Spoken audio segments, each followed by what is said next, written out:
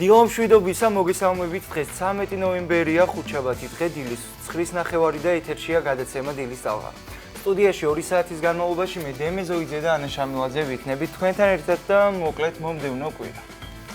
დილომშვიდობისა, მოგესალმებით. წინ საინტერესო გადაცემა გელოდებათ, მასე რომ ჩაუჯექით, მოიმარჯვეთ ყავები, ჩაი და ჩართეთ აჭარის ტელევიზიაზე გადმორთეთ დილის ტალღაზე. მოკლედ ვნახოთ ახლა გადაცემის ანონსი და გავიგოთ თუ რას ვნახავთ დღევანდელ გადაცემაში.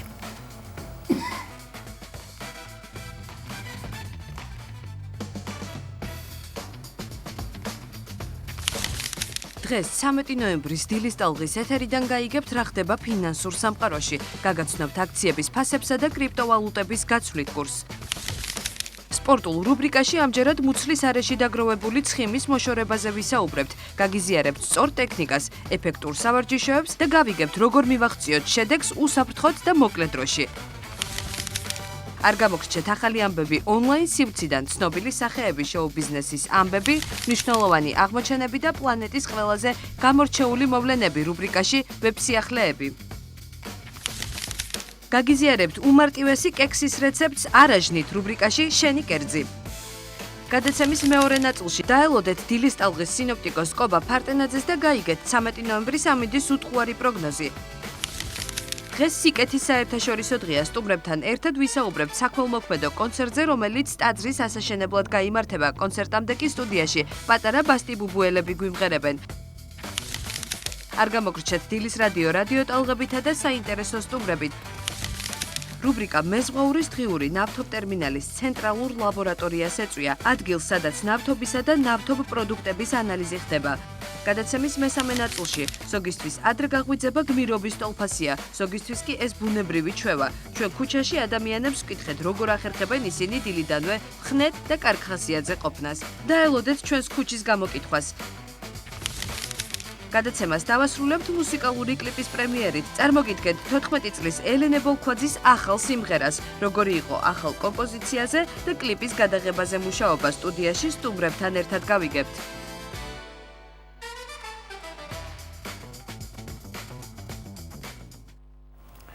დავბრუნდით ეთერში და მოკლედ არ შეიძლება გადაცემა ისე დავიწყოთ თუ არ გავიგეთ თუ როგორი ამინდი შენარჩუნდება სრულიად საქართველოში 13 ნოემბერს ხუთშაბათ დღეს ამ ყველაფერს კი ანა შამილაძე გაგვაცნობს. ანა, გისმენ. გავიგოთ ამინდის პროგნოზი.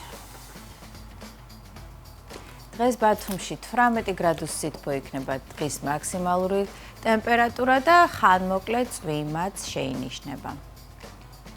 ქობულეთში 17, ქედაში 19, შუახევში 18 და ხულოში 16 გრადუს სითბო იქნება მაქსიმალური ტემპერატურა, გოდერძის უღელტეხილზე კი 13 გრადუსამდე გათბება ჰაერი. ოზურგეთში 22 გრადუსი სითბოა მოსალოდნელი, ურეკში 21, ლანჩხუთში 20, ჩოხატაურში 19 და ბახმაროში 12 გრადუსამდე გათბება ჰაერი.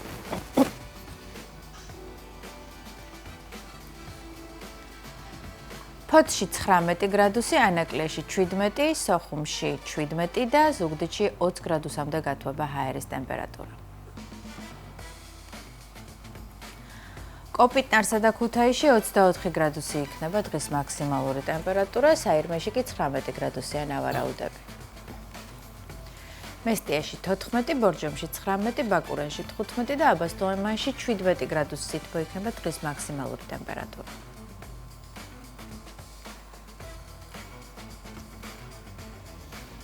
ახალციხეში 17, გორში 19, ცხინვალში 22 გრადუსი სითბოა მოსალოდნელი და თელავში 19 გრადუსამდე გათბება ჰაერი.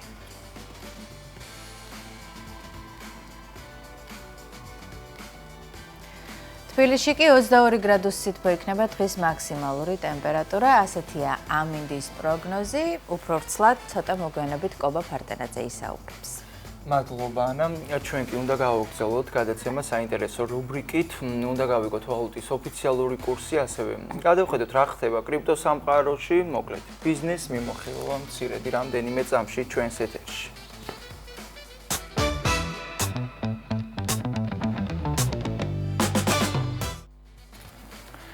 13 ნოემბრის ვალუტის ოფიციალური კურსი ასეთია. 1 ამერიკული დოლარი 2 ლარი და 70 თეთრი ღირს. 1 ევროს დღევანდელი მონაცემებით 3 ლარად და 12 თეთრად შეიძენთ. ბრიტანული გირვანქა სტერლინგი 3 ლარი და 56 თეთრი ეღირება, ხოლო თურქული ლირა 6 თეთრი. რაც შეეხება კრიპტოვალუტას. ერთი ბიტკოინის ღირებულება დღევანდელი მონაცემებით 294,544 ლარს შეადგენს. ერთ ეთერიუმს 9641 ლარად შეიძენს. ერთი BNB კი დღეს 2654 ლარი ეღირება. აქვე გადავალოთ თვალი ოქროს ფასს და გეტყვით, რომ დღეს 1 გრამ ოქროს 327 ლარად და 21 თეთრად შეიძენთ დღევანდელი 13 ნოემბრის მონაცემებით. ინვესტორთა შორის გლობალურად პოპულარული დღესდღეობით არის Apple-ის, AMD-ის, Google-ის, Meta-ს და Amazon-ის აქციები. Apple-ის აქციების ფასმა 2.17%-ით მოიმატა და დღეს 253 ლარად და 18 თეთრად შეიძენთ. AMD-ის ფასი დღეს 671 ლარი გახლავთ.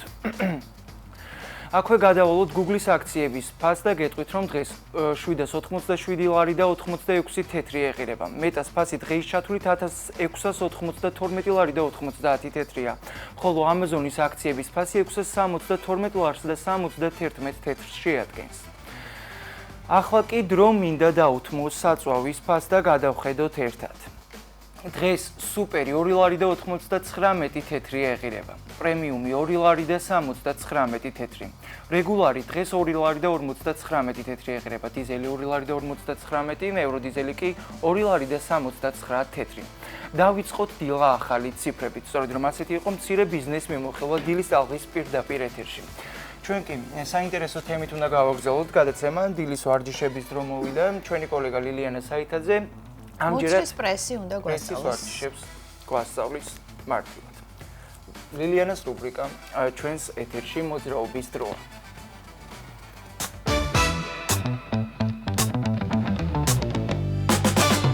გაწუხებთ მუცლის არეში დაგროვილი ცხივი, მაგრამ არ იცით როგორ ებრძოლოთ მას. სწორედ ბრძოლის მეთოდებზე დღეს ვესაუბრება პერსონალური მწვრთნელი როლანდ ლუშნიკოვი. როლანდ, გამარჯობა. გამარჯობა. პირველ რიგში მოდი მითხარი, შესაძლებელია თუ არა ლოკალურად მუცლის არეში ცხიმის გაქრობა?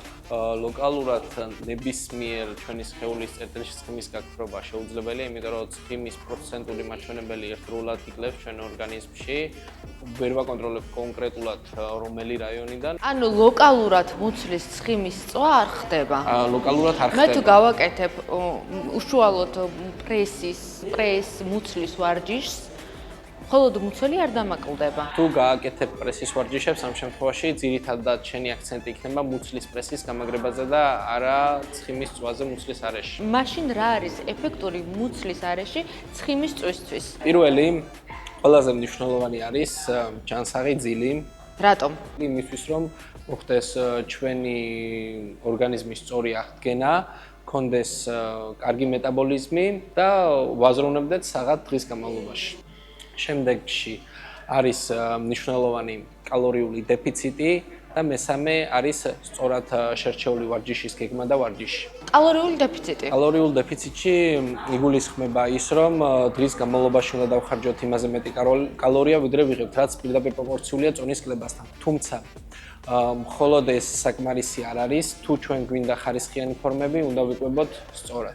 კი, რა იგულისხმება სწორ კვებაში? ის რომ არ უნდა ვჭამოთ ბევრი, ის რომ დღის განმავლობაში თქვა 6-ის მერე არ უნდა მივირთვათ. ხშირ შემთხვევაში ადამიანები შედიან შეცდომაში, როდესაც ფიქრობენ, რომ თუ შეჭამენ ნაკლებს, დაიკლებენ წონას და შიმშილის ხარჯზე დაიკლებენ წონას. ეს არის ძალიან ცუდი პირიქით. ორგანიზმს ვაგდებთ ჩოქში? კი. პირიქით, თუ ჩვენ გვინდა რომ ჩვენი ნიუტრიენტებათა ცვლა იყოს კარგი, ხშირად უნდა ვიკვებოთ მინიმუმ 4 ჯერ ვჭამოთ დღის განმავლობაში და მივიღოთ ანუ ჩვენი ორგანიზმისთვის კონკრეტულ შემთხვევაში ანუ საკმარისი ცილები, მივიღოთ ჯანსაღი ცხიმები და მართული ნახშირწყლები იმისთვის რომ გქონდეს ენერგია რომ ვიცხოვროთ აქტიური ცხოვრების წესით. იმიტომ რომ ბევრი ადამიანი ფიქრობს რომ ცხიმი საერთოდ აღარ არის საჭირო, როდესაც იწყებს წონის კლება. სინამდვილეში ცხიმი, სწორი ცხიმების მიღება ერთ-ერთი მნიშვნელოვანი ფაქტორია. ჯანსაღ-ცხიმებს ძალიან დიდი როლი აქვს ჩვენს ორგანიზმში. რა იგულისხმება ჯანსაღ-ცხიმებში? ის პროდუქტები, რომელიც არ შეიცავს ტრანს-ცხიმებს. მაგალითად, როგორიცაა ნიგოზი, ნუში. ანუ ხშირ შემთხვევაში დანამატის სახითაც გვაქვს, როდესაც ადამიანი ვერ იღებს ჯანსაღ-ცხიმს, ომეგა-3 თუ გაგიართ ეგეთი დანამატი. ანუ თუ მე მივირთმევ მხოლოდ ცილას და არ მივირთმევ ცხიმს, მაინც ის ცხიმის წვა არ მოხდება. თუ მივიღებ მხოლოდ ცხიმს, არ მივიღებ ცილას, არც ამ შემთხვევაში იქნება ცხიმის წვა. ანუ ეს ყველა ცილები, ცხიმები, ნახშირწყლები, ეს სამი მნიშვნელოვანი კომპონენტი უნდა მივიღოთ, რომ მოხდეს ცხიმის წვა. სხვა შემთხვევაში არ მოხდება. ასევე გარდა ამისა, მინდა აღვნიშნო, ხშირ შემთხვევაში არის ჰორმონალური ფაქტორები. ხშირ შემთხვევაში ვარჯიშს შეუძლია მის გასწორება, რომ გამოსწორება, იმიტომ რომ ბევრჯერ შეხვედრია ადამიანები, რომლებიც ამბობენ, რომ უიმე აუჭამ, ან ვცდილობ რომ ჯანსაღად ვიკვებე, მაგრამ ეს ცხიმი არსად არ მიდის და ძალიან ფანატიზმში გადადიც ეგ ჯანმრთელი კვება. თუმცა მათ ორგანიზმს აკლია შესაბამისი ჰორმონალური მუხტი, რასაც უშუალოდ ვარჯიშის დახმარებით იღებენ. ჩაცმის სტილი შეიძლება თუ არა იყოს ერთ-ერთი ფაქტორი, რამაც გამოიწვიოს ცხიმის დაგროვება. თვითონ ცხიმის რაოდენობაზე შეიძლება დიდი მნიშვნელობა არ იქონიოს, თუმცა ფორმებზე. სხეულის ფორმებზე იქონიოს მნიშვნელობა, იმიტომ რომ თუ ძალიან გადაჭერილი აქვს და ანუ ხშირად მინახია, როდესაც ადამიანებს ანუ ზოგადად ცხიმი არ აქვს, მუცლის ამ ადგილს, სადაც შარველი აქვს გადაჭერილი, იმ ადგილას უგროვდება ცხიმები და გარკვეულწილად რაღაც როლსაც ჩაცმის სტილიც თამაშობს ამ შემთხვევაში. მითი და რეალობა. რა არის მითი და რა რეალობა?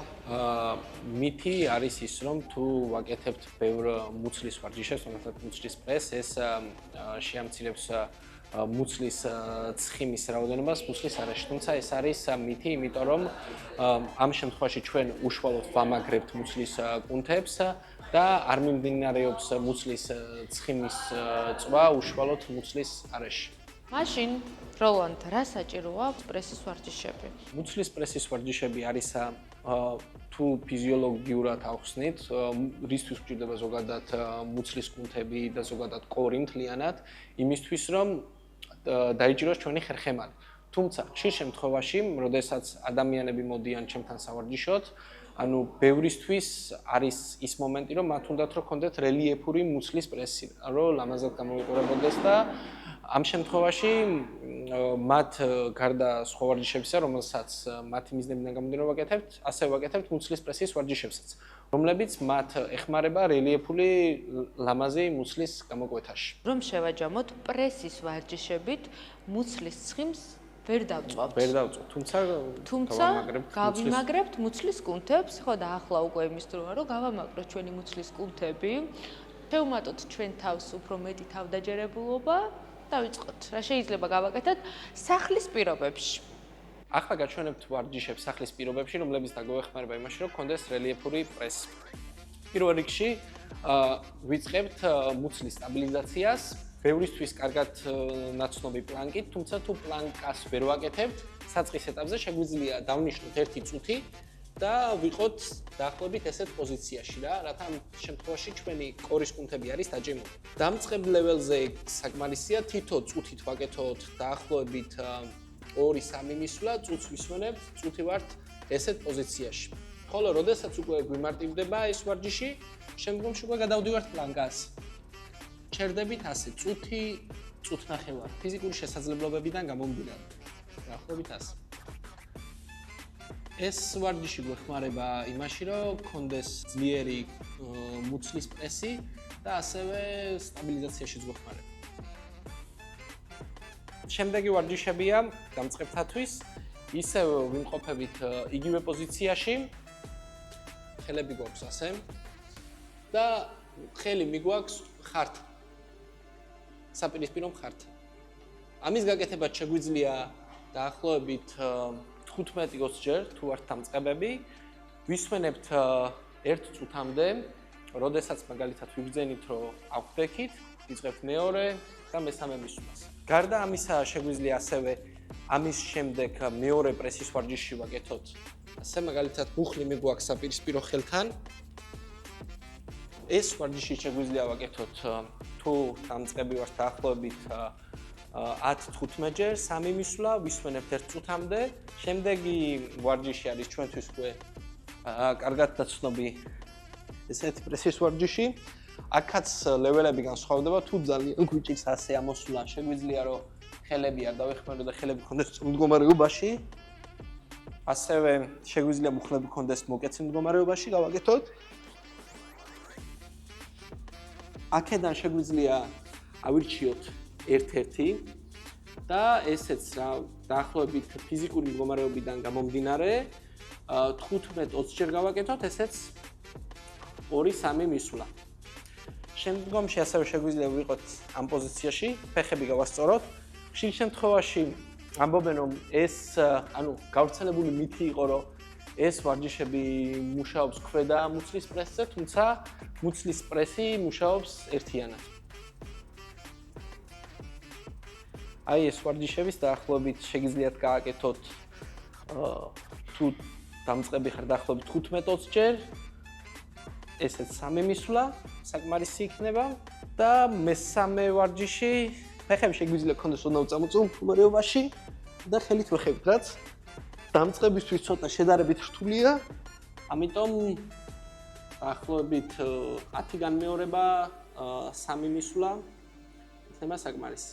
ეს ყველაფერი ერთად ჯამში არ იქნება 15 წუთზე მეტი და თუ ამ ყველაფერს ჩავთავთ ჩვენ დღიურ რუტინაში, ან თუნდაც დღე ჩაგდებით ვაკეთებთ, ვიგრძნობთ რომ დღითი დღე ჩვენი კორის კუნთები მოდის უფრო მეტ ტონუსში და ამის შემდეგ შეგვიძლია მეტად განვავითაროთ, გავზარდოთ განმეორებების რაოდენობა და გავართულოთ ვარჯიშები რა.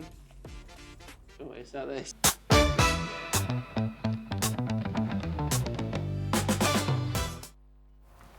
და მე შენაკეთებ მუცლის ვარჯიშებს.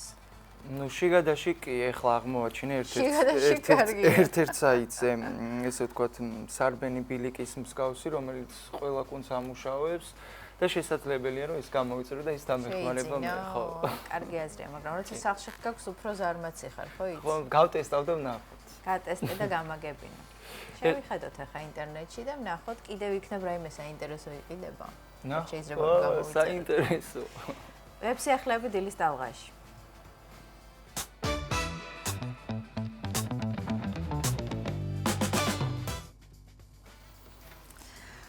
ახალგაზრდა იტალიელი ბიჭი ჯუზეპე დეანა TikTok-ზე დიდი პოპულარობით სარგებლობს. სოციალური ქსელის მილიონობით მომხმარებელი უკვე რამდენიმე წელია მის პირად გვერდს თვალს ადევნებს, თუმცა ბლოგერის პოპულარობა მეტწილად მას მერე უფრო გაიზარდა, როცა მისი სკანდალური პირადი ცხოვრება გაასაჯაროვა.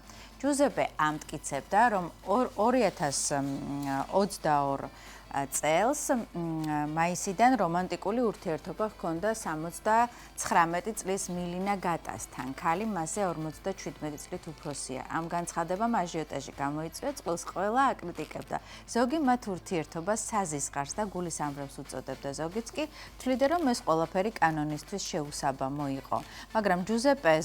მაგრამ სიურპრიზები იქ არ დამთავრებულა. რამდენიმე ხნის წინ ჯუზეპემ განაცხადა, რომ ის და მილინა პირველ შვილს ელოდებოდნენ. ახალმა ამბავმა ინტერნეტ სივრცე და ჯუზეპეს Instagram გვერდი ააფეთქა. ძირითადად სოცქსელების მომხმარებლები წერდნენ, რომ ჯუზეპე მატყუარა ამ საქციელის გამო უნდა დაისაჯოს, ვინაიდან იგი ფულისა და პოპულარობისთვის ყველაფერ ამორალურს კადრულობს. ასეც აღმოჩნდა, ამდენწლიანი ტყუილებს ფარდა აეხადა.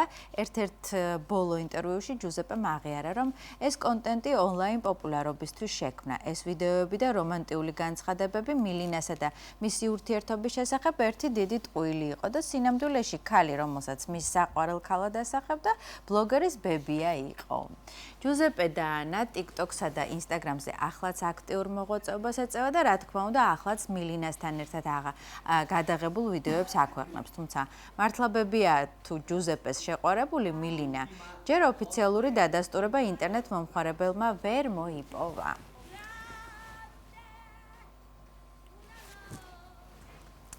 გადავიდეთ შემდეგ თემაზე. ტიმოთე შალომემ და კაილი ჯენერმა ურთიერთობა დაასრულეს. ამის შესახებ Daily Mail საკუთარ წყაროებზე დაყრდნობით წერს. როგორც ცნობილია, წყვილი დაახლოებით 2 წლის განმავლობაში ხვდებოდა ერთმანეთს. ამ პერიოდში მათ უკვე ჰქონდათ დაშორების ეპიზოდები, თუმცა როგორც ერთ-ერთმა წყარომ აღნიშნა, კაილის ყოველთვის ეხერხებოდა მისი დარწმუნება, რომ ისევ შერიგებულიყვნენ. ის არ გამორიცხავს, რომ ესეც დროებითი იყოს და მათ შორის ყველაფერი კვლავ განახლდეს. სიტყვა სიტყვით ის ახლა დიდ დროს ატარებს გადაღებებზე, ხოლო კაილი გრძნობს, რომ მას უნდა დაეციოს. ის უფრო მეტად ცდილობს, ვიდრე ტიმოთე, მაგრამ იმდენად შეყვარებულია, რომ მათი შერიგება სრულიად რეალურია. წერტილი ჯერ არ დასმულა, განაცხადა წყარომ. წყვილის წარმომადგენლებს ამ ინფორმაციაზე კომენტარი ჯერჯერობით არ გაუკეთებიათ. ფანებში ურთიერთობის დასასრულზე ეჭვი მას შემდეგ გაჩნდა, რაც 29 წლის შალომემ ჟურნალ Vogue-თან ინტერვიუში გულახდილად თქვა, რომ არ აპირებს ურთიერთობის შესახებ საუბარს, რადგან სათქმელი უბრალოდ არაფერია. ფრაზა ბევრმა კაილისადმი ირონიულად გაიგო. გარდა ამისა, საზოგადოებამ შეამჩნია, რომ კაილი დედის კრის ჯენერის 70 წლის იუბილეზე წლის წვეულებაზე, რომელსაც მილიარდერი და A-list ვარსკვლავები ესწრებიან, მარტო მივიდა. ტიმოთე შალომე და კაილი ჯენერი ერთმანეთს პირველად 2023 წლის აპრილში პარიზის მოდის კვირეულზე შეხვდნენ, მას შემდეგ ისინი არაერთხელ გამოჩნდნენ ერთად სპორტულ მატჩებზე, შალომეს ფილმის გადაღებებსა და სხვა ღონისძიებებზე, თუმცა შალომეს ყველა ფანი არ იზიარებდა ამ კავშირს. ბევრს მიაჩნდა, რომ რეალიტი შოუს ვარსკვლავი მისთვის არასასურველი პარტნიორი იყო.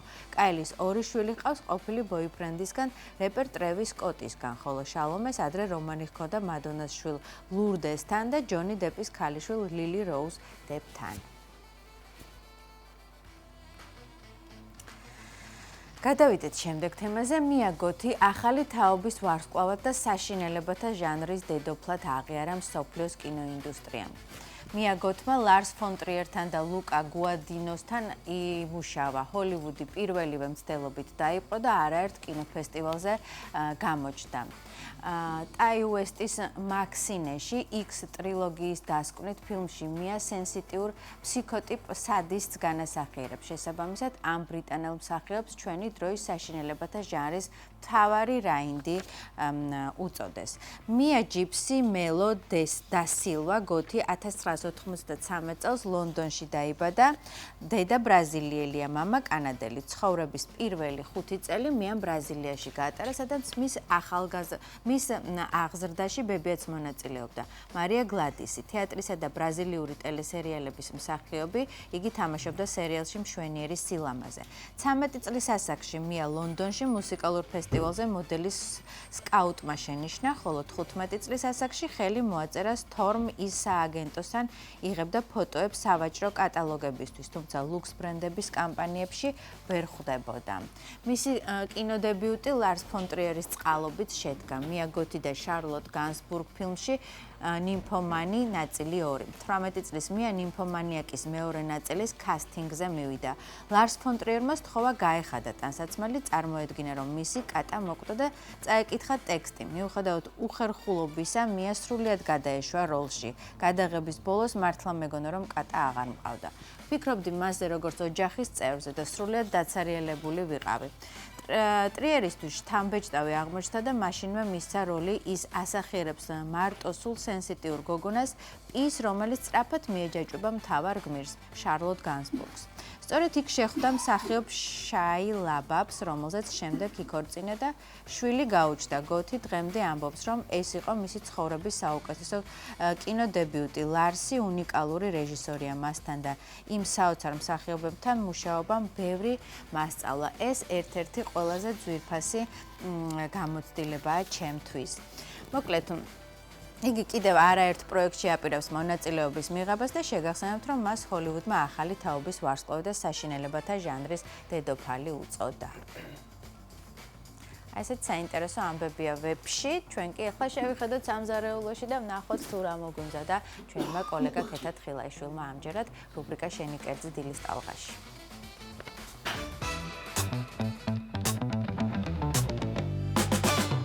დილამშვიდობის, მე ვარ ქეთა თხილაიშვილი. დღეს ყველასათვის ნაცნობს და ყველასათვის გემრიელ კექსებს ვამზადებ, ძალიან მარტივი რეცეპტით.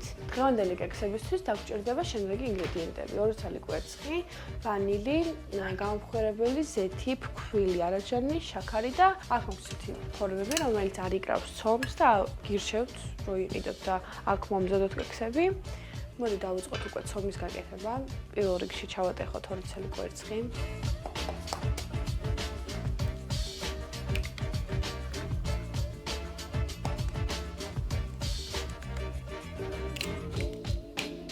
ახლა დაახლოებით 100 გრამი შაქარი, ანუ 4-3 სუფრის კოვზი.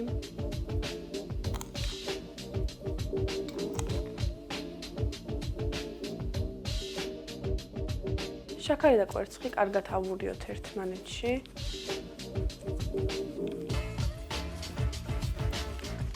შეცდეთ, რომ შაქარი კარგად გახსნათ. შეგიძლიათ ბლენდერითაც მომზადოთ ეს ცომი. შაქარი კარგად გავხსენით. ეხლა კი დავამატოთ არაჟანი, დაახლოებით 2 სუფრის კოვზი.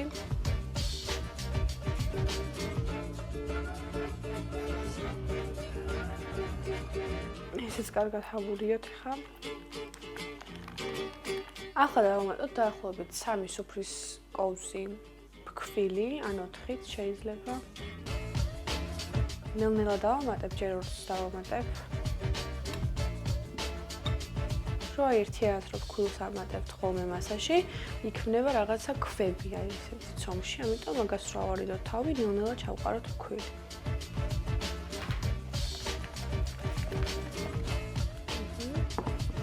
და ახლა კიდევ 2 სუფრის კოვზი დავამატოთ.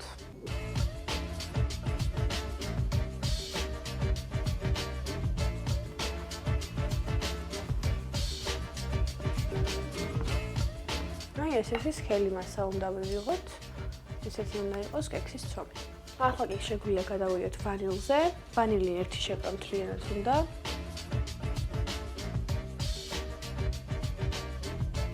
გამომხმარებელიც 1 ჩაის კოვზია.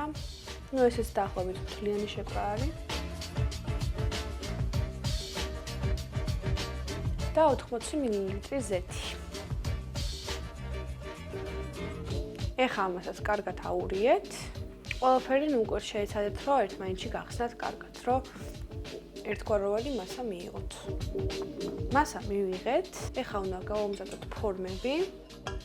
რადგან არ მიიგროს ფორმამ ჩვენი ცომი, ოდნავ ზეთს ესე გადავანაწილებ.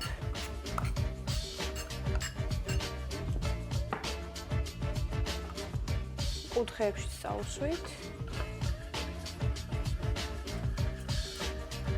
აი ეს. ავიღოთ ახლა ესეთი ღრმა კოვზი და დაახლოებით 1/3 ჩავასხათ თითო ფორმაში.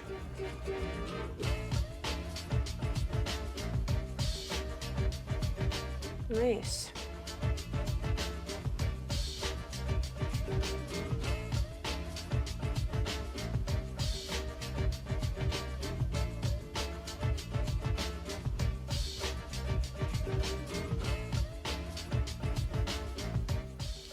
ცალი კექსის ცომი გამოგვივიდა, ეხლა მე 6 წელს გამოვაცხობ და ეს რო გამოცხობა კიდევ გამოვაცხობ. აი ესე. დაახლოებით 1/3 როგორც უკვე ვახსენე, მაგდენი უნდა ჩაასხათ ფორმებში. ეხლა ეს უნდა გამოვაწყოთ 180 გრადუსზე, თან შიგადაშიგ შეამოწმეთ სამზარეულოს ჩხირით, რომ შიგ თავსის კარგად იყოს გამომცხვარი. 9 საათიდან 40 წუთის განმავლობაში კარგად გამოვაწყოთ.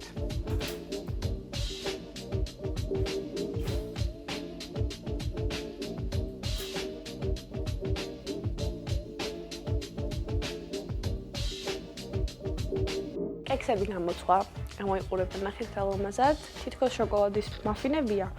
მაგრამ არ არის და დარწმუნებული ვარ ძალიან გემრიელი იქნება, იმიტომ რომ ძალიან კარგად გამოიყურება.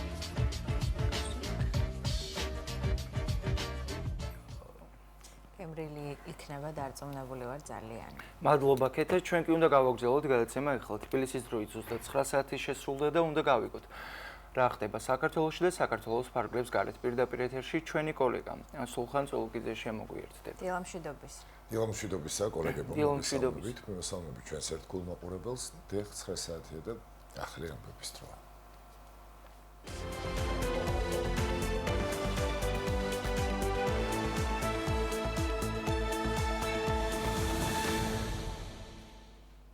საქართველოში ჩამოვარდნილი სამხედრო თვითმფრინავის შავი ყუთი ნაპოვნია და გრძელდება გამოძიება დაღუპულთა 19 ცხედარია ნაპოვნი, ხოლო ბოლო ცხედრის ძიება გრძელდება.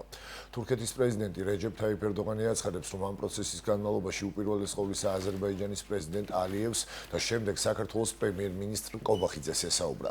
11 ნოემბერს ცირნაღის მუნიციპალიტეტში საქართველოს სახელმწიფო საზღვრიდან დაახლოებით 5 კილომეტრში თურქულმა სამხედრო თვითმფრინავმა ავიაკატასტროფა განიცადა. ირკვევა, რომ თვითმფრინავი რეისს აზერბაიჯანიდან თურქეთის მიმართულებით ასრულებდა. ფაქტთან დაკავშირებით საქართველოს შინაგან საქმეთა სამინისტრომ გამოძიება სისხლის სამართლის კოდექსის 275 მუხლის მეოთხე ნაწილით დაიწყო, რაც საჰაერო ტრანსპორტის მოძრაობის უსაფრთხოების ან ექსპლუატაციის წესის დარღვევას გულისხმობს, რამაც ადამიანის სიცოცხლის მოსპობა გამოიწვია.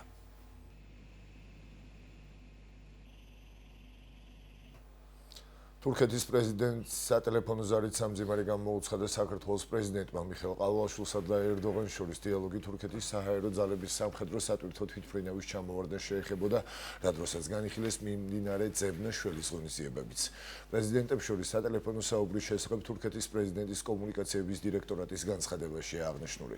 ასევე ნათქვამია, რომ ერდოღანმა საქართველოს პრეზიდენტს მიმდინარე სამუშაოებში საქართველოსთან კოორდინირებული თანამშრომლობისთვის მადლობა გადაუხადა.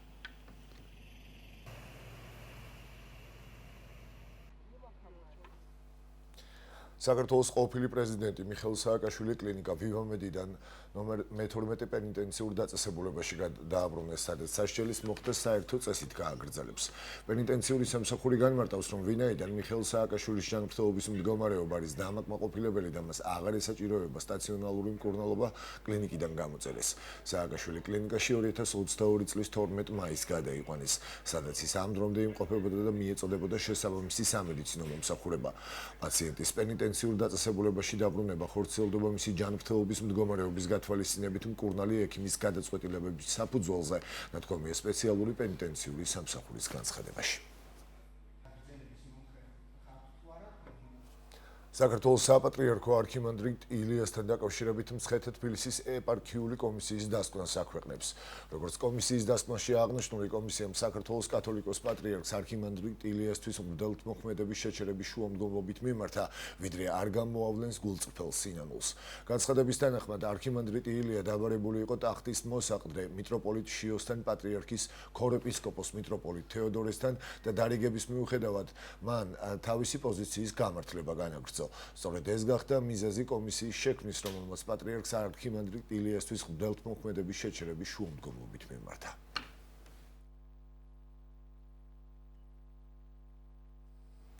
ამერიკის შეერთებული შტატების პრეზიდენტმა დონალდ ტრამპმა ხელი მოაწერა კანონპროექტს მთავრობის ხელახლა გახსნის შესახებ ამერიკის ისტორიაში ყველაზე ხანგრძლივი ეგრეთ წოდებული შატდაუნის შემდეგ. მანამდე კანონპროექტი მიიღო ამერიკის შეერთებული შტატების სენატმა და წარმომადგენელთა პალატამ კანონპროექტი 222 ხმით 209-ის წინააღმდეგ დაამტკიცა. მას მხარი 6-მა დემოკრატმა კონგრესმენმაც დაუჭირა. კანონპროექტი, რომელიც წარმომადგენელთა პალატამ და სენატმა დაამტკიცა, პრეზიდენტ დონალდ ტრამპს გადაეცემა ხელმოსაწერად. პროექტის დამტკიცების შემდეგ ამერიკის შეერთებული შტატების ისტორიაში მთავრობის შატდაუნის ყველაზე ხანგრძლივი პერიოდი ოფიციალურად დასრულდება.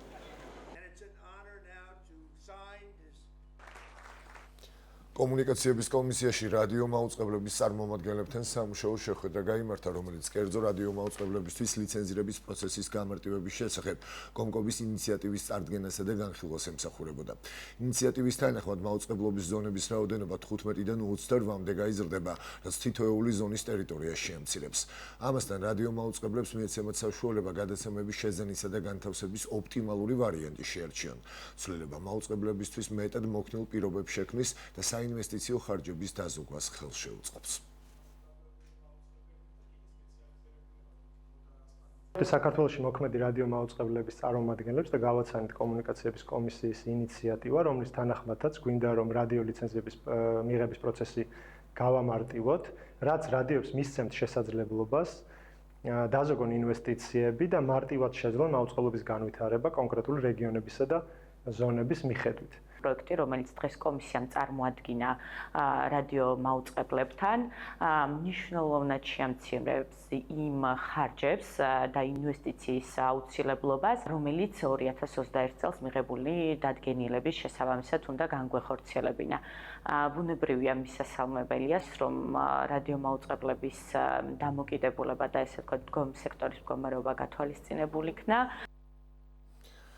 ბათუმში გაიხსნა მე-18 საერთაშორისო ანიმაციური ფილმების ფესტივალი თოფუზი წელს საკონკურსო წარმოდგენილი იყო 1500-ზე მეტი ფილმი. სელექციის წესით კი 72 შეერჩიეს. გამარჯვებული ფილმები დახურვის ცერემონიალზე იქნება წარმოდგენილი კონკურსში 100-ზე მეტი ქვეყანა მონაწილეობს.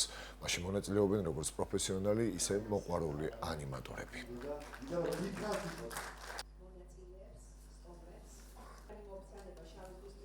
საქართველოში ანიმაციას აქვს უდიდესი ისტორია და მნიშვნელოვანია, რომ თოფუზი სწორედ ამ ტრადიციას აგრძელებს. განსაკუთრებით მისასალმებელია ის ფაქტი, რომ ფესტივალის ფარგლებში ჩართული არის ძალიან ბევრი ქვეყანა და ჩართულია მომავალი თაობა.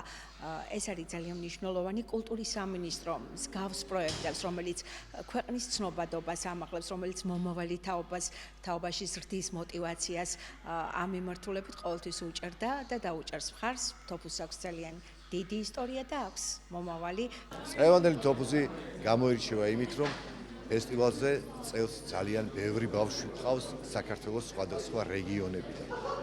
მათ წარმოდგენილი აქვთ თავიანთი ნამუშევრები ფესტივალზე. ისინი მუშაობენ როგორც ჟიური და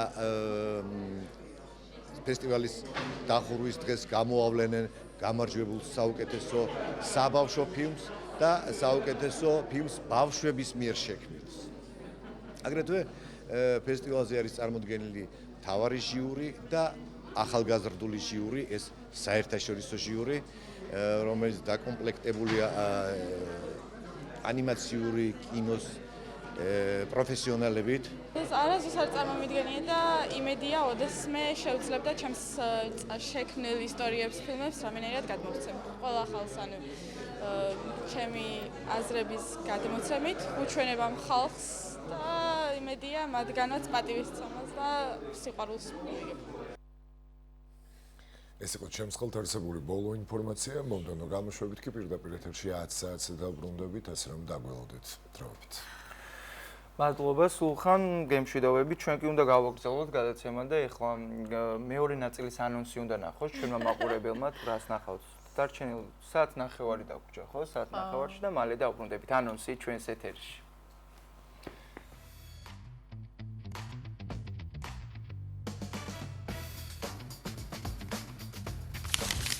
დაელოდეთ დილის ტალღის სინოპტიკოს კობა ფარტენაძეს და გაიგეთ 13 ნოემბრის ამინდის უთღვარი პროგნოზი.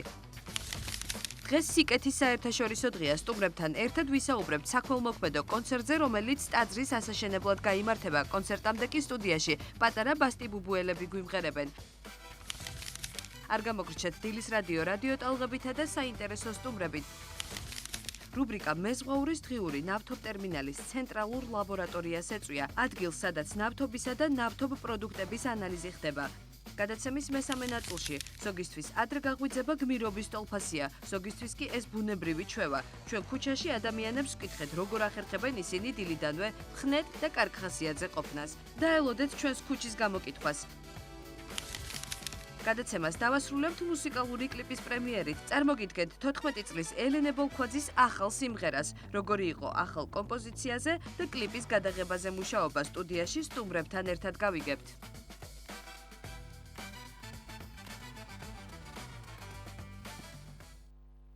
და როგორც გადაცემის დაწყებისთანავე აღნიშნეთ, უნდა შემოგვიერთდეს ჩვენი კოლეგა კობა ფარტენაძე უთღვარი ამინდის პროგნოზით, ნახოთ როგორი ამინდია გარეთ და ასე შემდეგ. კობა დილამშვიდობის. კობა დილამშვიდობის. დილამშვიდობის. მივესალმები ყველას, ვინც დილიდან ჩვენთან ერთად არის.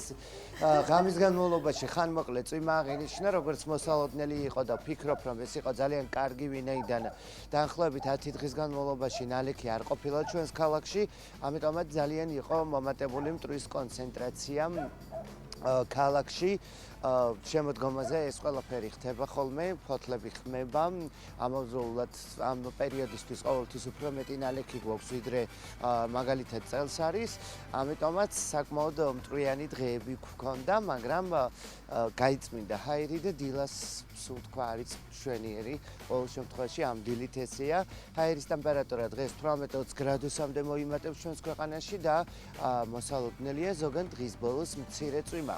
საერთოდ მომდევნო 3 დღის განმავლობაში არასტაბილური ამინდია მოსალოდნელი, მაგრამ მომდევნო კვირა ისევ მზიანი და უნალექო იქნება და აი დღეს დილითაც ვკითხეს და ზოგადად ძალიან ხშირად ამბობენ ეს დღეებია ზამთრის პროგნოზთან დაკავშირებით, რომ ზამთარი იქნება სასტიკი, ძალიან ყინვიანი და ცივი, რასაც რა თქმა უნდა არ დავადასტურებ, ჯერ ოფიციალური ამინდის პროგნოზი არ დაწერილა ზამთრის პროგნოზის, ნოემბრის ბოლოს უკვე გვექნება და რა თქმა უნდა მე ამ ყველაფერზე ვისაუბრებ თქვენთან, ამიტომაც მანამდე რა ინფორმაციაც არ უნდა გავრცელდეს, ეს ყველაფერი არის ტყუილი და ასე ხდება ხოლმე ყოველი ზამთრის წინ, რომ იქნება ძალიან ცივი ზამთარი და ზაფხულის წინ ძალიან ცხელ ზაფხულს ელოდება, ოღონდ არა მეტეოროლოგები, არამედ ის ადამიანები, ვინც თითქოს და მეტეოროლოგები არიან, ასე რომ არ დაუჯეროთ არავის, შეირგეთ ტკბილი, თბილი და მშვენიერი ნოემბერი და დაველოდოთ ოფიციალური პროგნოზი, როგორი იქნება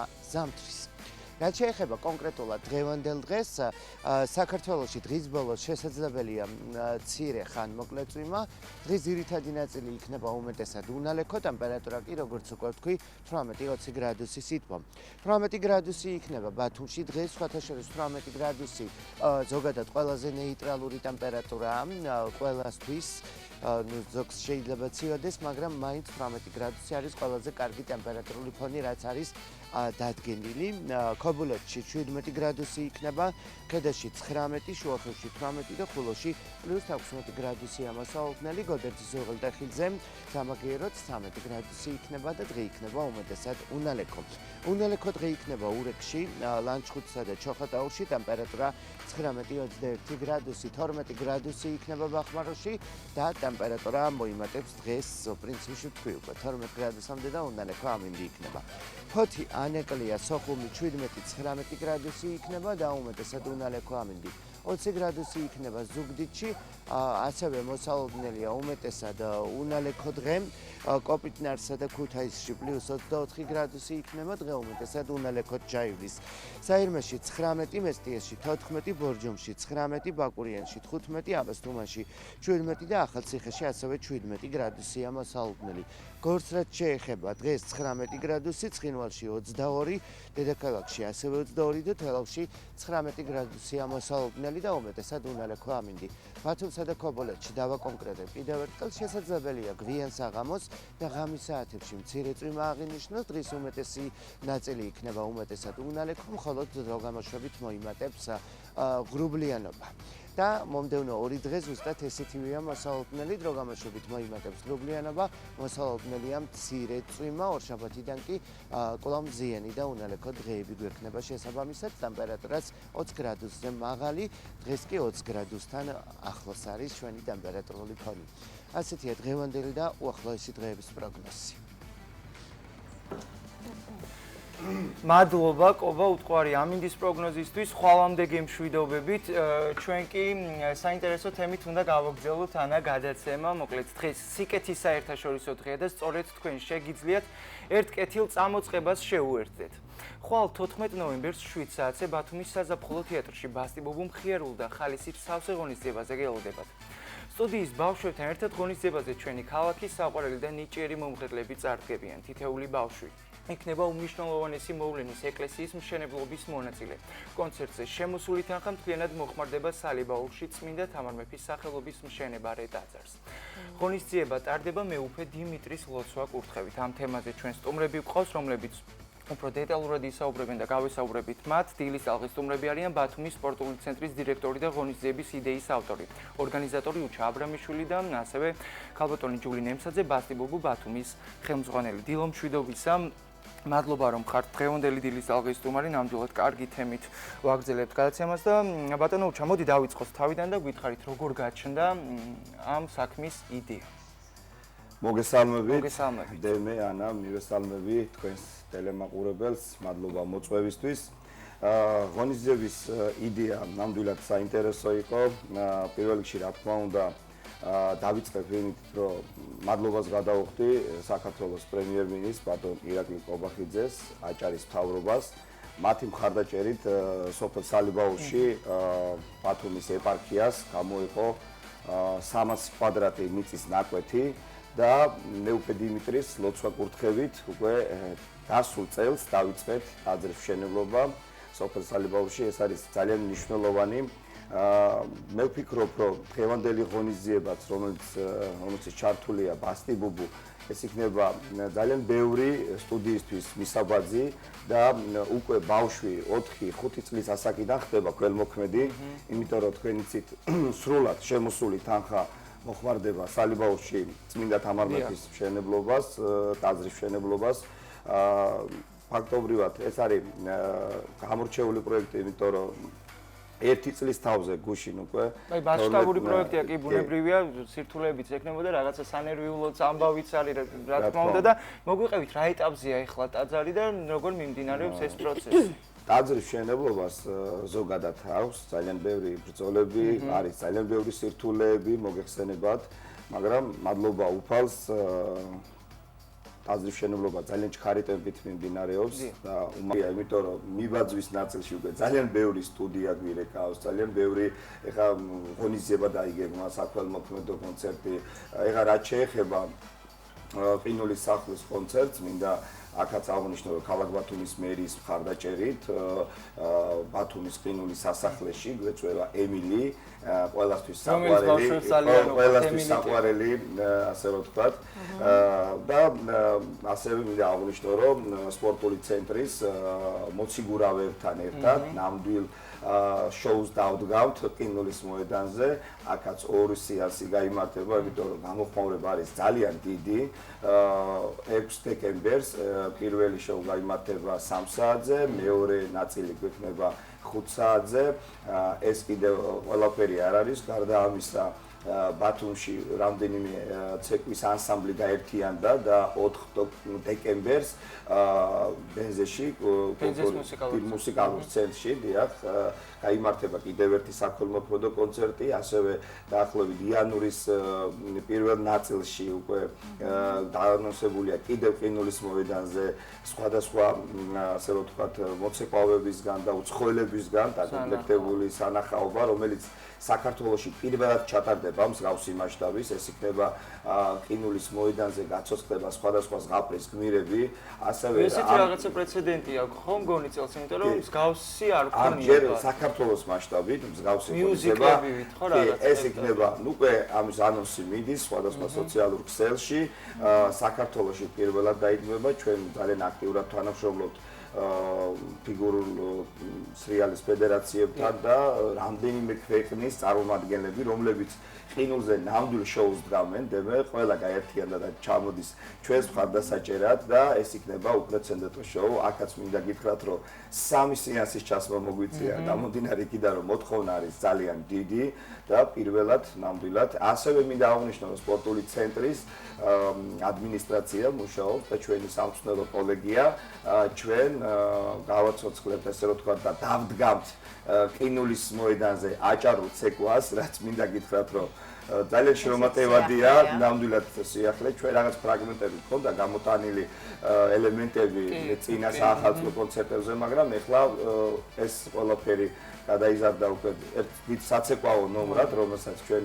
შევთავაზებთ იქ მოსულ სტუმარს და დარწმუნებული ვარ კიდევ ერთხელ აღნიშნავ, რომ ეს ბასტი ბუბუს კონცერტი და ეს შემდგომი კონცერტები გახდება მაგალითი მისაბაძი სხვა სტუდიების, სხვა ანსამბლების, რომ ესე დაუდგეთ, იმიტომ რომ ტაძრის მშენებლობას ტაძარს ვერ ააშენებს 1 მილიონელი, ყოველთვის რაც არ უნდა თანხა გქონდეს, იქ ყოველთვის გლეხის, მოქალაქის თითო ლარი არის ძალიან მნიშვნელოვანი და სწორედ ამ ერთობით ვზეიმობთ ჩვენ შემდეგ ამ ტაძრის გახსნას, ამდენი ადამიანი ღებულობს მაშინ მონაწილეობას. კი, მადლობა ძალიან დიდი რომ იყავით დღევანდელი დილის წალღისტუმრები. განმეორდები და უთხრათ მაყურებელს, რაიმე არ შემეშალოს, ხვალ 7 საათზე იქნება ეს კონცერტი. ხო, ბათუმის საზაფხულო თეატრში. მადლობა კიდევ ერთხელ რომ იყავით ჩვენი სტუმრები. შევახსენოთ მაყურებლებს ბათუმის სპორტული ცენტრის დირექტორი და ღონისძიების იდეის ავტორი, ორგანიზატორი უჩა აბრამიშვილი და ასევე ჯული ნემსაძე, ბასტი ბუბუს ბათუმის ხელმძღვანელი იყვნენ დილიდან ჩვენთან ერთად. ეხლა კი უნდა ვნახოთ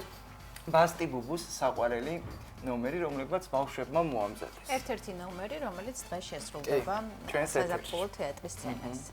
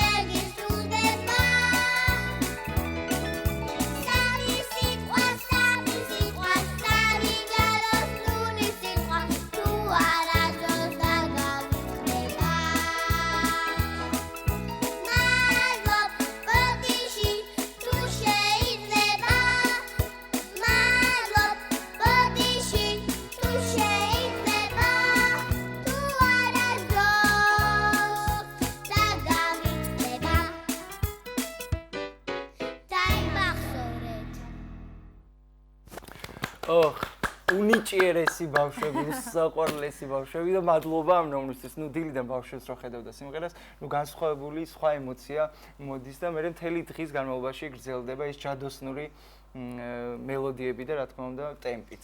ეხლა კი უნდა გავაგრძელოთ გადაცემა და რადიოს უნდა შევეხმაროთ პირდაპირ ეთერში ჩვენი კოლეგები ილო შავშვილი და თეონა ზედანია შემოგვიერთდება რადიო ტალღებით.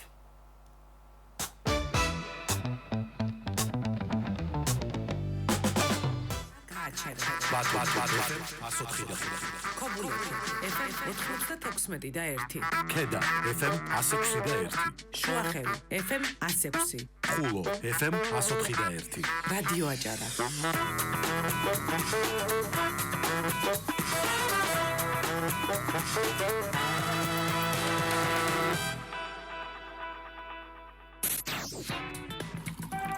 დილის რადიო სტუმარი. საინტერესო შეხვედრები, საინტერესო თემებზე.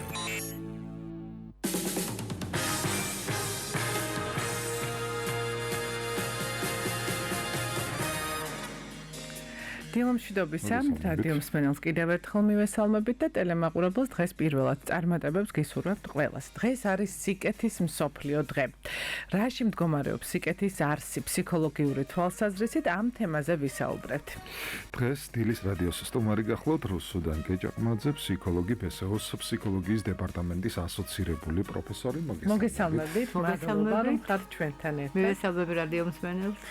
სიკეთეზე ხშირად ვსაუბრობ, თუმცა დღეს კიდევ ერთხელ უნდა ჩავუღრმავდეთ ამ თემას, ვინაიდან სიკეთის მსოფლიო დღეა და სიკეთის ფსიქოლოგიურ ასპექტებს შევეხოთ.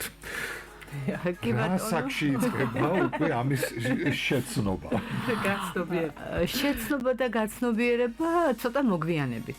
მაგრამ დღეს ვიტყვი რომ ნამდვილად შესანიშნავი დღე ყოფილა რახან სიკეთის დღეა, ვინაიდან სიკეთე ეს არის ფსიქოლოგიური თვალსაზრისით ქცევა, რომელიც არის სოციალურ-ემოციური და რაც საინტერესოა დადებითის მომტანი არა მარტო იმისთვის, ვისაც სიკეთეს უკეთებთ, არამედ თვითონ იმ ადამიანისთვის, ვინც სიკეთეს აკეთებს. იმიტომ რომ აი ასეთ შემთხვევაში აღმოჩნდა რომ აქტიურდება ტვინის ის უბნები, რომელიც ზოგადად პასუხისმგებელია დაჯილდოებაზე. აი გამოიყოფა უფრო დიდი რაოდენობით ოქსიტოცინი, ენდორფინები და ახლა ეს ჰორმონები გახლავთ ბედნიერების და სიამოვნების ჰორმონები, ასე რომ ეს სასარგებლოა მეორე ადამიანისთვის, ვისაც ჩვენ სიკეთეს უკეთებთ და ჩვენთვისაც, ჩვენი ფსიქიკური ჯანმრთელობისთვის არის ძალიან მნიშვნელოვანი. როგორ ეგოისტურადაც არ უნდა ჟღერდეს, მაინც ასეა. კი, ანუ ჩვენც მოგებულები ვართ ასეთ შემთხვევაში, ვინც სიკეთეს ვაკეთებთ და ცხადია ის ადამიანი, ვისაც სიკეთეს უკეთებთ. ადამიანი ვთქვი მე პრინციპში, მაგრამ არ არის აუცილებელი ეს ადამიანი იყოს. ნებისმიერი ვთქვათ მიუსაფარი ცხოველი, რომელსაც დააპურებ, რომელსაც წყალს დაალევინებ, რაღაცაერთ მე თვითონ ხარ ისე კმაყოფილი ამ შენი ქცევი და სასიამოვნო განცდა გაქვს, თითქოს რაღაც განსაკუთრებული გააკეთე. არადა როცა სიკეთის გაკეთებაზე ვსაუბრობ, ჩვენ მართლა რაღაც გლობალურს არ გულისხმობთ, ხო? პატარ-პატარა სიკეთეები, რასაც ადამიანი ყოველდღე აკეთებს, აი ეს არის. მთლიანობაში გამოდის დიდი სიკეთე, როცა შეგროვდება და ერთად არის. და ახლა რა ასაკსაც შეეხება? კი, ასაკთან დაკავშირებითაც გეტყვით. ანუ, აი როგორი რამე ახლა ეს სიკეთე, ეს არის თანდაყოლილი ჩვენი თუ შესაძლებელია მე შეძენა და განვითარება. აღმოჩნდა რომ ჩვენ გვაქვს სიკეთის განვითარებისთვის ნეირობიოლოგიური მზაობა, რა თვალსაზრისით, იმ თვალსაზრისით რომ ჯერ ერთი სიკეთე აუცილებლად დაკავშირებულია ემპათიასთან. ემპათიის გარეშე, ანუ შენ თუ სხვა ადამიანის თანაგრძნობა არ შეგიძლია, მისი ემოციის გაგება არ შეგიძლია, თანაგანცდის უნარი არ გაქვს, ძალიან ნაკლები შანსია, რომ შენ კეთილი ქცევით იქნები დაკავებული. და აღმოჩნდა, რომ ემპათია თავის მხრივ დაკავშირებული ყოფილა სარკისებულ ნეირონებთან. არის ესეთი ნერვული უჯრედები ჩვენს თავის ტვინში და სარკისებული ნეირონები ქვია, იმიტომ რომ ისინი აქტიურდებიან არა მარტო მაშინ, როდესაც მე რაღაცას ვაკეთებ, თქვათ ვამბობ, ან რაიმე ქმედებას ვახდენ, არამედ მაშინაც, როდესაც ვუყურებ, რომ სხვა ადამიანი აკეთებს იგივე ქცევას. და როდესაც ახლა მე რაღაცა მაწუხებს და მტკივა და ამას განვიცდი, გასაგებია, ხო, ჩემია, მაგრამ აღმოჩნდა, რომ სწორედ სარკისებული ნეირონების წყალობით ჩვენ განვიცდით იმასაც, როცა ვხედავთ, რომ მეორე ადამიანს რაღაცა აწუხებს და ტკივა. ანუ აი ეს უკვე ემპათიასთანაა და როცა ასეთი განცდა გვაქვს, ცხადია, ჩვენ გვინდა რაღაცა გავაკეთოთ, რომ აი ამ ადამიანის აი ეს ტკივილი რამენაირად შევამციროთ, ხო? და პრინციპში გამოდის სწორედაც კეთილი ქცევა.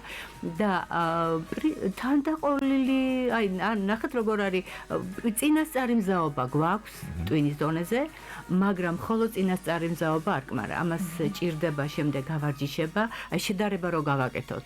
დავთესეთ რაღაცა ეს ერთი საფეხურია, მაგრამ ის რომ ამოვიდეს, ჭირდება, რა თქმა უნდა, ხო? ანუ არ არის საკმარისი მარტო დათესვა და პრინციპში ცოტა ემპათიური ქცევები ფაქტიურად ბავშვებს ეწყებათ 2 წლიდან, მაგრამ ჩვილებსაც აქვთ მეორე ადამიანის განცდებზე გამოხმაურების უნარი. დაუშვათ აი სამშობიაროში, სადაც არიან ესენი მოთავსებული, ერთი თუ ატირდა, ამას აყვებიან დანარჩენებს. ანუ ის წირილიც როგორც ჩანს, მაჩიაც აქტიურებს ამ ნეირონებს და თვითონაც იგივე საკეთებენ მერე და მოხოთ ძალიან პატარა ბავშვებს ახლა დიდად ემპათიურ ქცევასაც ვერ მოვთხოვთ, იმიტომ რომ ჯერ არ არიან ამისთვის თვითონ მომზადებულები, მაგრამ მერე უკვე კი. ოღონდ როგორც გითხარით, აი კეთილ ადამიანად რომ ჩამოყალიბდეს ბავშვი, ამას ჭირდება შესატყვისი გარემო. ანუ მე რას გულისხმობ, საჭიროა შობლის როლი ალბათ. შობლის როლი უდიდესია და ოჯახის როლი ცხადია და ბავშვები ნახეთ როგორები არიან, ბავშვი ყველაფერს სწავლობს. აი ახალშობილი ბავშვი, არც ბოროტია, არც კეთილია, არც შრომის მოყვარია, არც ზარმაცია. აი არანაირი ხასიათისეული თვისებები მასჯერ არ აქვს, იმიტომ რომ ხასიათიც არ აქვს ჩამოყალიბებული ცხადია. ნუ გენეტიკას თუ არ ჩავთვლით. გენეტიკაშიც ნახეთ ახლა ჩვენ სიკეთე და ბოროტება ასე არ აქვს, ეს არ არის გენეტიკური ხო? ასე რომ ყველაფერი და ძალიან ბევრი რამ დამოკიდებულია იმაზე რა გარემოში ხდება და რას უყურებს ბავშვი. ასევე განწყობაზეც ალბათ, რა განწყობაში არის. განწყობაში რაც გულისხმობ? ანუ აი მშობლის განწყობას გულისხმობ, როგორ არის განწყობილი ამა თუ იმ საკითხის მიმართ, ამ შემთხვევაში სიკეთის მიმართ. კი, მაგის ხმამდე და ზუსტად, ანუ თუ ბავშვი ჯერეთი იზრდება თვითონ ემპათიურ გარემოში, ამაში გულისხმობ, რომ ეფერებიან, სიყვარულს გამოხატავენ, ხშირად იხუტებენ, ეუბნებიან როგორ მიყვარხარ. და არის უსაფრთხობაში რას გულისხმობ, უსაფრთხო გარემოა ბავშვისთვის, როდესაც მას შეუძლია რაღაცის ხმა, თავისი აზრის გამოხატვა და იცის რომ ამისთვის არავინ ცუც არ ეტყვის, არავინ არ დასჯის. რომ მას აქვს ამისი საშუალება. მშობელთან აქვს გახსნილი ურთიერთობა, როცა მშობელი ჩართულია თავისი შვილის არა მარტო ფიზიკურ აღზრდაში, არამედ ემოციურ და ფსიქოლოგიურ განვითარებაში, ხო? ამდენად და მთავარია რას ხედავს ბავშვი. თუ მშობლებისგან ხედავს, რომ ერთმანეთთან ურთიერთპატივისცემა აქვს ერთმანეთის მიმართვაც, ესე ვთქვათ, ადეკვატური აქვს, არ არის ერთმანეთის შეურაცხყოფა. ხო? და რაც დავარია თუ ხედავს ბავშვი, რომ მშობლებიც რაღაც კეთილქცევებს ახორციელებენ. იგივე დაუშვათ მიდიან ქუჩაში, დაინახეს უპატრონო კნუტი, უპატრონო ლეკვი და ფუფუფუს კი არ იძახი მშობელი და თქვათ დასარტყმელად კი არ ემზადება. არამედ აი რაღაცა სიბრაულს მაინც გამოხატავს თუ თან არა. ხო, და მთავარია ბავშვებისთვის არის ძალიან ხშირად ზუსტად ის რას უყურებენ. მაგალითად, რა თქმა უნდა, ქცევის მოდელები ეს არის პატარა ბავშვისთვის, აი მიბაძვის საშუალება, იმიტომ რომ ბავშვები ხო ყველაფერს იმეორებენ.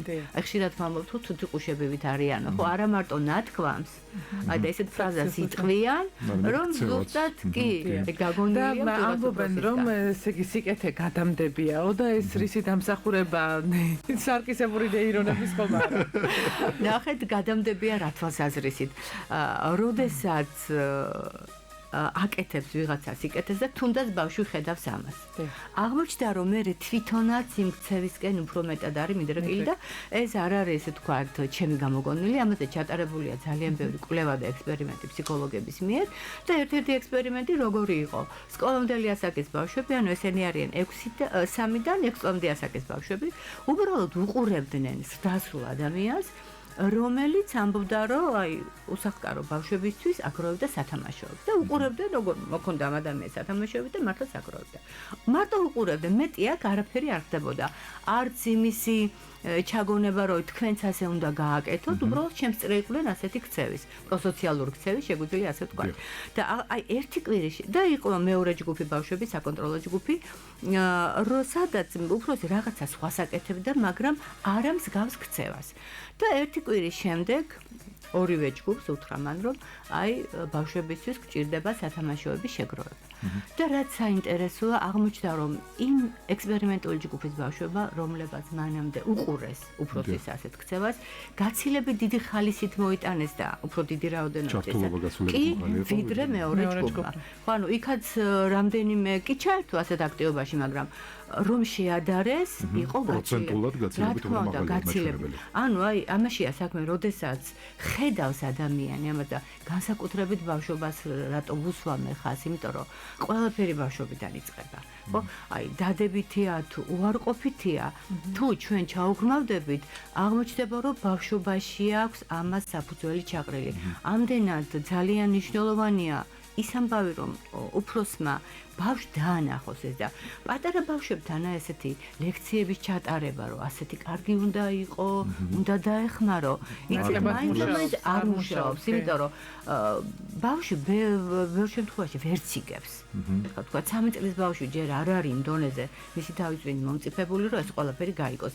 ამიტომ იმის მაგე რომ ლექცია უტარო და დავსვა ასე და გაკვეთილივით იყოს. ჯობია, რა თქმა უნდა, დავანახოთ, იმიტომ რომ ბავშვები როგორც გითხარით, ძალიან მიმბაძველები არიან და პირველ რიგში ისინი ვის ქცევებს იმეორებენ. უმნიშვნელოვანესი ადამიანები ვინც არიან მაცხოვრებაში. ესენი არიან მშობლები. და გალბანონ რუსა ძალიან მოკლედ მინდა გითხოთ, ანუ არსებობს თემები, აი მაგალითად სიკეთის კეთება, მე ვფიქრობ ერთ-ერთი მათგანია, როცა ვფიქრობთ, რომ თითქოს გარკვეული ასაკის შემდეგ ამაზე ლაპარაკი უკვე აღარ ცხის, რადგან არ არის ასე თუ ისე მნიშვნელოვანი, მაგრამ სწორედ ეს დღე ცხადყოფს, რომ ეს რამდენად მნიშვნელოვანი ნებისმიერ ასაკში ამ თემაზე თუ გინც საუბარი და საუბრით იწყება, შემდეგ უკვე სხვა პრობლემების მოგვარება. რამდენად მნიშვნელოვანი ჩვენ ძირითადად მაინც ბავშვებს და ამ თემას შევეხეთ და რამდენად მნიშვნელოვანია ჩვენს რეალობაში დღეს ამ საკითხის წამოჭრა. ნებისმიერ ასაკში ნამდვილად ვერ დავეთანხმები იმ ადამიანს, ვინც თქვა მსგავსი რამ, რომ არის ასაკი, როცა ხო, მე ეს არის ისეთი თემა, რომელიც ნებისმიერ ასაკში აუცილებელი. ნუ როგორ გითხრათ, ძალიან აქტუალურია. დღევანდელობაც რო ავიღოთ, ჩვენი ქვეყნის ან ყოველდღიური ცხოვრების და სიკეთის კეთებაში, სიკეთის კეთება რატომ არის დადებითი გარდა იმისა, რომ იმ ადამიანს უკეთებს კარს. როგორც ვთქვი, ეს ჩვენი ფსიქიკური ჯანმრთელობისთვის არის ძალიან მნიშვნელოვანი, ხო? და აი ფსიქოლოგიური კეთილდღეობით ისა მარტინ სელიგმანი იყო პოზიტიური ფსიქოლოგიის ფუძემდებელი, რომელიც ძალიან დიდ მნიშვნელობას ანიჭებდა ზუსტადად სიკეთის კეთებას ადამიანის ფსიქიკური ჯანმრთელობისთვის და მე ახლა ჩემს ასაკში გავაკეთებ კეთილ საქმეს, თქვენს ასაკში გააკეთეთ პატარები, რაც შესაძლებელია და რაც შეიძლება გააკეთოთ. ტვინისთვის შედეგი ერთია. ტვინისთვის და ჩვენი ჯანმრთელობის ბედნიერების განცდა. აი სიკეთის კეთებას არ აქვს ასაკი. ნამდვილად ნებისმიერ ასაკში შეგვიძლია ჩვენ გავაკეთოთ სიკეთე და გარდა ამისა სიკეთე სწავლებადია. კეთილი ქცევები ესე რომ ვთქვათ, ხო? ამის გავარჯიშება შეიძლება. თუნდაც არის ესეთი სავარჯიშოა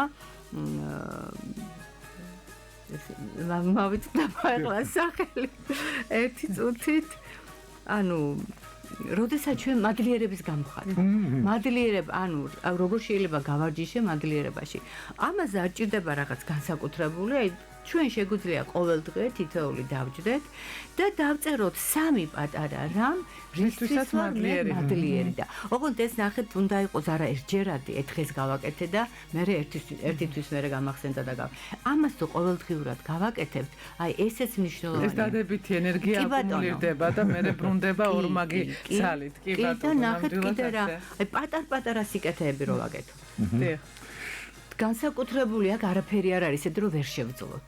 უბრალოდ ეს არის ცოტა სისტემატური უნდა იყოს ეს ამბავი. მადლობა თქვენ რომ იყავით ჩვენთან და ასეთი საინტერესო საუბრისთვის. დღეს სიკეთის მსოფლიო დღეა. დილის რადიო სტუმარი გახდათ რუსუდან კეჭაღბაძე, ფსიქოლოგი, ბესეუს ფსიქოლოგიის დეპარტამენტის ასოცირებული პროფესორი. ტელემაყურებელს ვემშვიდობებით. სიკეთეს გისურვებთ.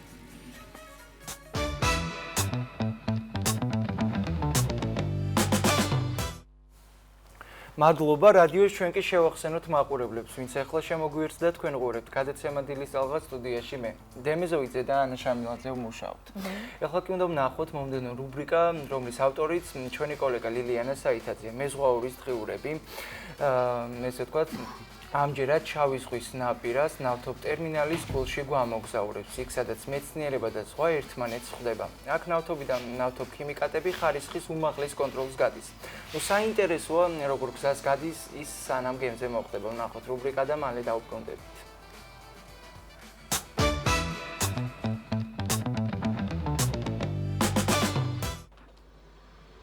გამარჯობათ. შევამძამდით. ჩვენ ვიმყოფებით ბათუმის ნავთობტერმინალის ცენტრალურ ლაბორატორიაში, სადაც ხდება შემოსული ნავთობისა და ნავთობპროდუქტების ქიმიური ანალიზი. შავი ზღვის ნაპირას, ბათუმის ნავთობტერმინალის გულში, მუშაობს სივრცე, სადაც ნავთობის თითოეულ წვეთს საკუთარი ისტორია აქვს. ეს არის ცენტრალური ლაბორატორია. აქ ყოველდღე ნავთობის ფერი, სუნი და შემადგენლობა მოწმდება, რათა ნავთობის თითოეულმა პარტიამ საზღვრებს მიღმა გზა უსაფრთხოდ გაიაროს. აქ მინის კოლბებში ჩასმული შავი ოქრო ციფრებად, ფორმულებად და ხარისხის გარანტიად გარდაიქმნება.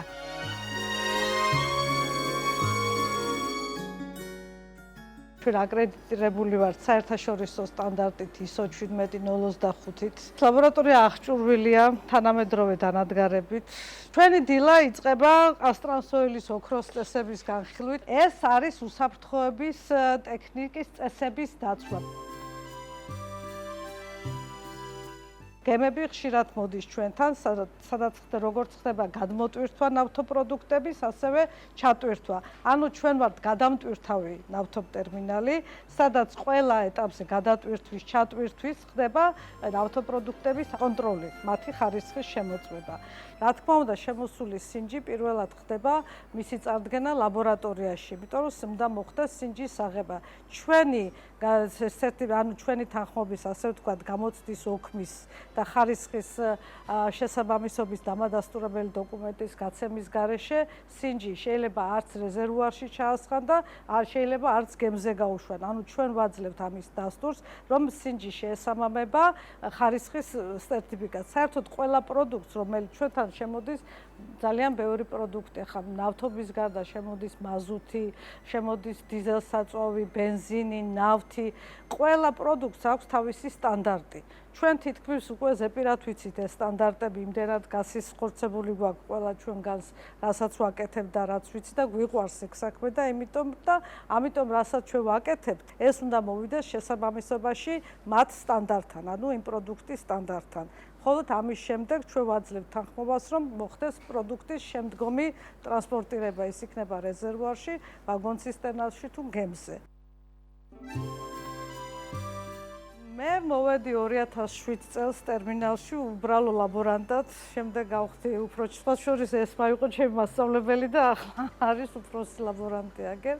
შემდეგ გავხდი უფროსი ლაბორანტი, შემდეგ ინჟინერ-ქიმიკოსი და უკვე შემდეგ ლაბორატორიის ხელმძღვანელი. ასე რომ ყველასაფეხური გავლილი მაქვს და ამიტომ რაც კი აქ არის აპარატურა, როგორც ჩემი შვილი ისეა, იმიტომ რომ თითქმის ყველა ისე დაშლილი აწყობილი მაქვს და ანუ ყველაფერი ვიცი, ასე ვთქვათ, მათ შესახებ.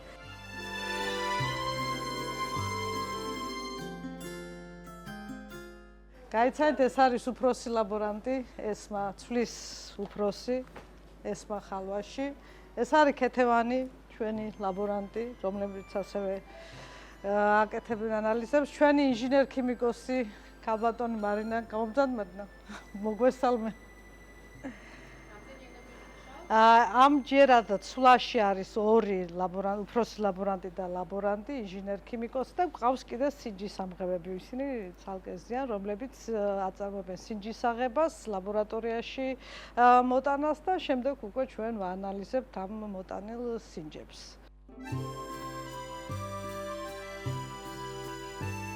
მე ვარ ნინო ტიკარაძე, ვმუშაობ ბათუმის ნავთობტერმინალში, უკვე თითქმის 40 წელია. თავიდან მუშაობდი სინჯის ამღებად 3 წელი, შემდეგ ლაბორანტად, შემდეგ უფროს ლაბორანტად და ასევე მე მანქანეთაც. ვარ ერთადერთი ქალი, რომელიც მუშაობს ოქტანური რიცხვის და ციტანური რიცხვის დანადგარებზე და ვაკეთებ ხარისხის ბენზინის და დიზელის.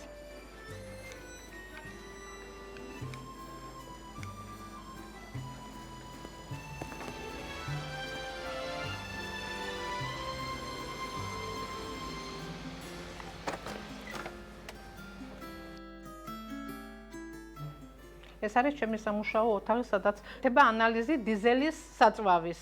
ეს არის ერთცვლიანი დანადგარი, სადაც კეთდება ციტანური რიცხვი დიზელზე. ეს არის ერთცვლიანი დანადგარი, სადაც კეთდება ოქტანური რიცხვი კვლევითი მეთოდით. მეორე მანქანა არის აგერ, სადაც კეთდება მოტორული მეთოდით, ესეც ერთცვლიანი დანადგარია.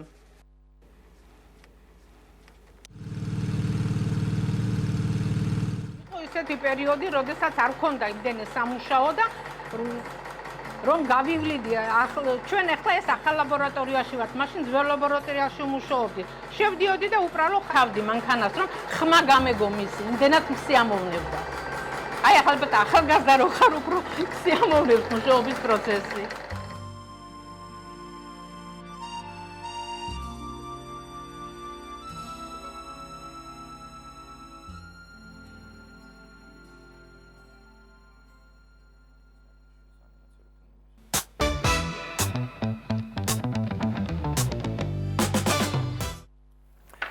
მადლობა ლილიანას. ჩვენ კი პირდაპირ ეთერში ახლა უნდა შემოგვიერთდეს ჩვენი კოლეგა ანა ჟორჟაძე. მე-18 საერთაშორისო ანიმაციური ფილმების ფესტივალი თოფუზი დაიწყო. ამ თემაზე უფრო რთულად ჩვენი კოლეგა ანა ჟორჟაძე მოგვიყვება. დილამშვიდობისა ანა. დილამშვიდობისა დემე ანა მოგესალმებით და მივესალმებით ილის ტალღის ერთგულ მაყურებელს ყველას ენერგიულ და პოზიტიურ დღეს გისურვებთ. დღეს უნდა ვისაუბროთ ანიმაციური ფილმების საერთაშორისო ფესტივალზე თოფუზზე, რომელიც წელს უკვე მე-17-ით იმართება. ფესტივალის მიზანია ანიმაციური ფილმების პოპულარიზაცია საქართველოში და ისეთი გარემოს შექმნა, რომელიც უცხოელ და ქართველ კოლეგებს გააერთიანებს და მისცემს მათ შესაძლებლობას თავიანთი იდეების, ცოდნისა და რეკომენდაციების გაზიარების.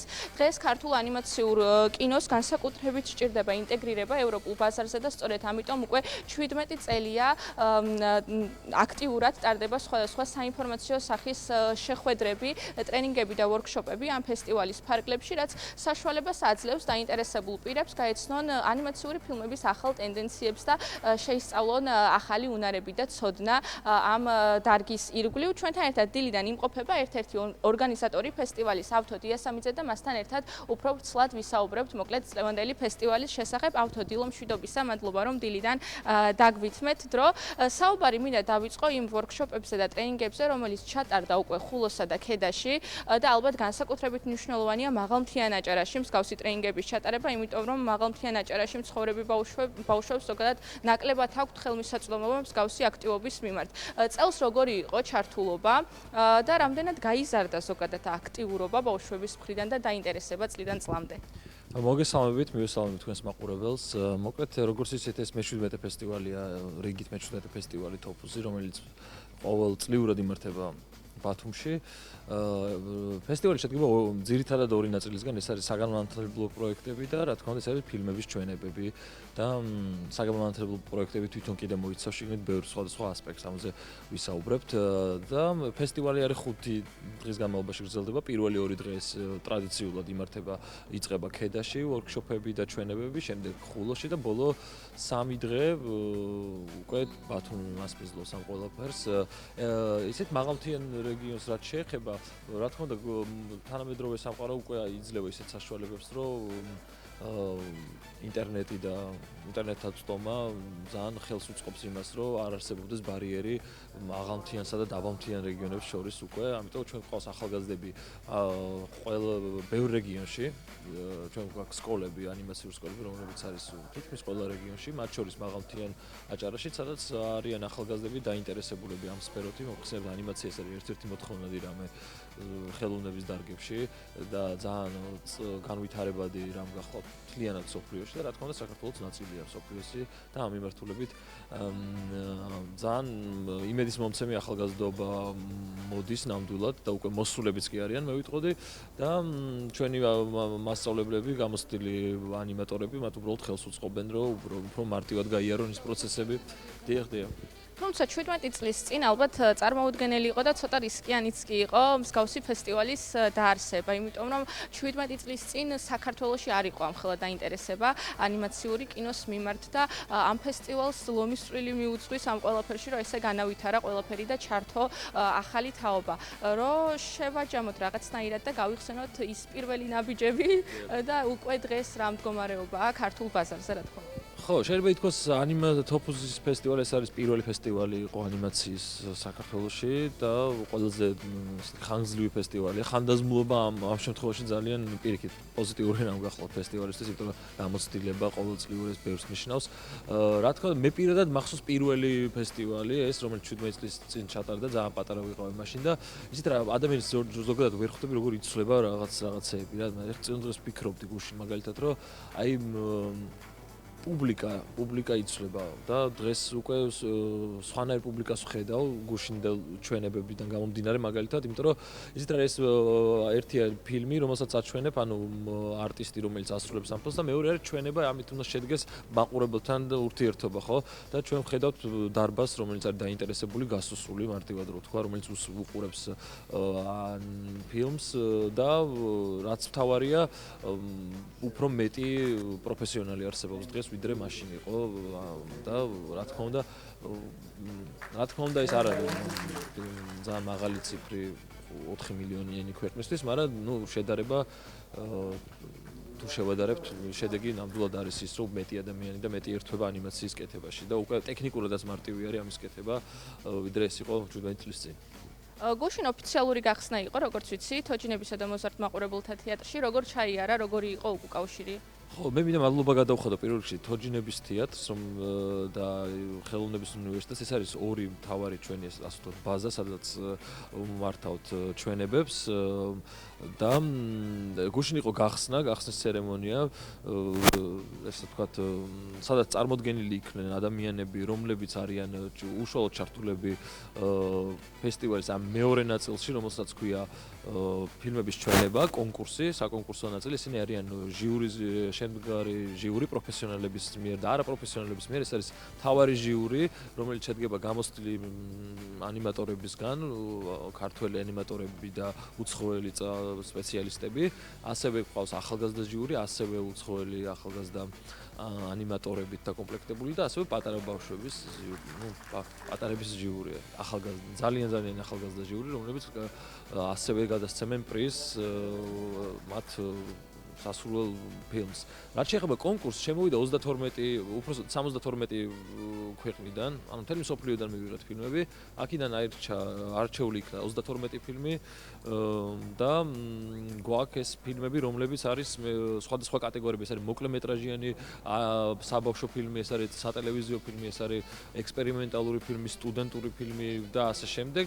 და ეს ფილმები არის ძალიან ბევრი ფილმი არის, ისეთი ფილმი, რომელიც არის ძალიან ბევრ წამყვან დიდ ანიმაციურ ფესტივალზეც გამარჯვებული ფილმები იქნება ეს თუ უბრალოდ მონაწილე ფილმები, მოკლედ მართლა ძალიან საინტერესო ფილმები არის. კონკურენცია რამდენად მაღალია და ზოგადად რამდენად უჭირს ჟიურის, ეხა უკვე გადარჩევის პროცესი მიმდინარეობს ალბათ, რამდენად რთულია საუკეთესოს გამორჩევა, კონკურენცია რამდენად არის გაზრდილი?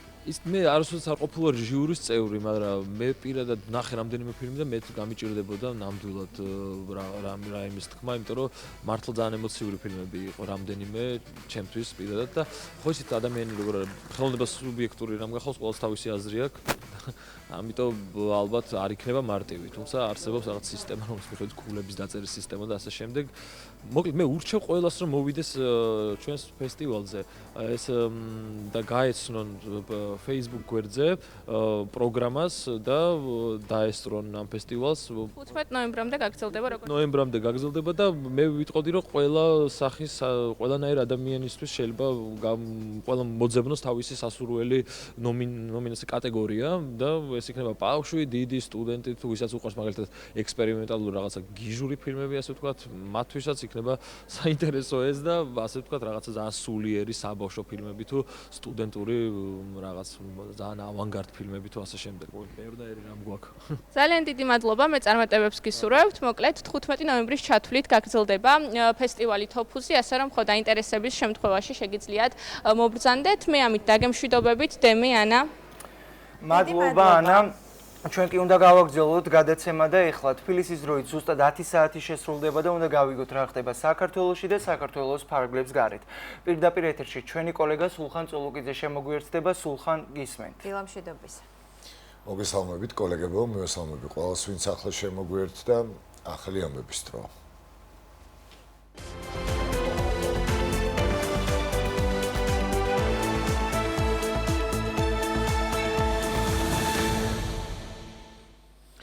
თურქული სამხედრო თვითმფრინავის ჩამოვარდნის ადგილას საგამოძიებო მოქმედებები გრძელდება უკვე ნაპოვნია თვითმფრინავის შავი ყუთი და 19 სამხედრო სხედარი. თურქმა ექსპერტებმა თვითმფრინავის ნაწილების შემოწმებისთვის შემთხვევის ადგილიდან უკვე გაიტანეს. გადასვენებულია ცხედრებიც. რამ გამოიწვია ნატოს წევრი ქვეყნის სამხედრო თვითმფრინავის ავიაკატასტროფა და 20 ადამიანის დაღუპვა, ამას პასუხი გამოძიებამ უნდა გასცეს, რომელსაც საქართველოს, თურქეთის და აზერბაიჯანის საგამოძიებო უწყებები ატარებენ. ავიაკატასტროფასთან დაკავშირებით საქართველოს შინაგან საქმეთა სამინისტრომ გამოძიება საჰაერო ტრანსპორტის მოძრაობის უსაფრთხოების ან ექსპლუატაციის წესის დარღვევის მუხლით დაიწყო, რამაც ადამიანის სიცოცხლის მოსპობა გამოიწვია. სიღნაღის მუნიციპალიტეტში საქართველოს სახელმწიფო საზღვრიდან დაახლოებით 5 კილომეტრში თურქულმა სამხედრო თვითმფრინავმა ავიაკატასტროფა 2 დღის წინ განიცადა. თვითმფრინავი რეისს აზერბაიჯანიდან თურქეთის მიმართულებით ასრულებდა.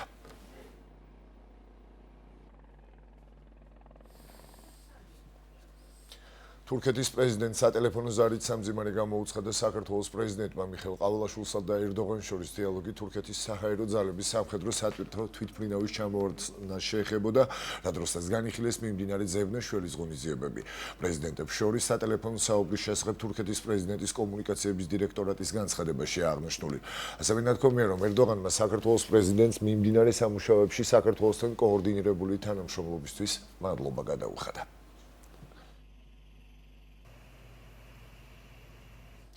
გიორგი გახარიას აღკვეთის ღონისძიებაზე სასამართლო სავარაუდოდ დღეს იმსჯელებს ყოფილ პრემიერ-მინისტრსა და პარტია გახარიას საქართველოსთვის ლიდერს გიორგი გახარიას ბრალი ოფიციალურად დაუსწრებლად უკვე წარედგინა.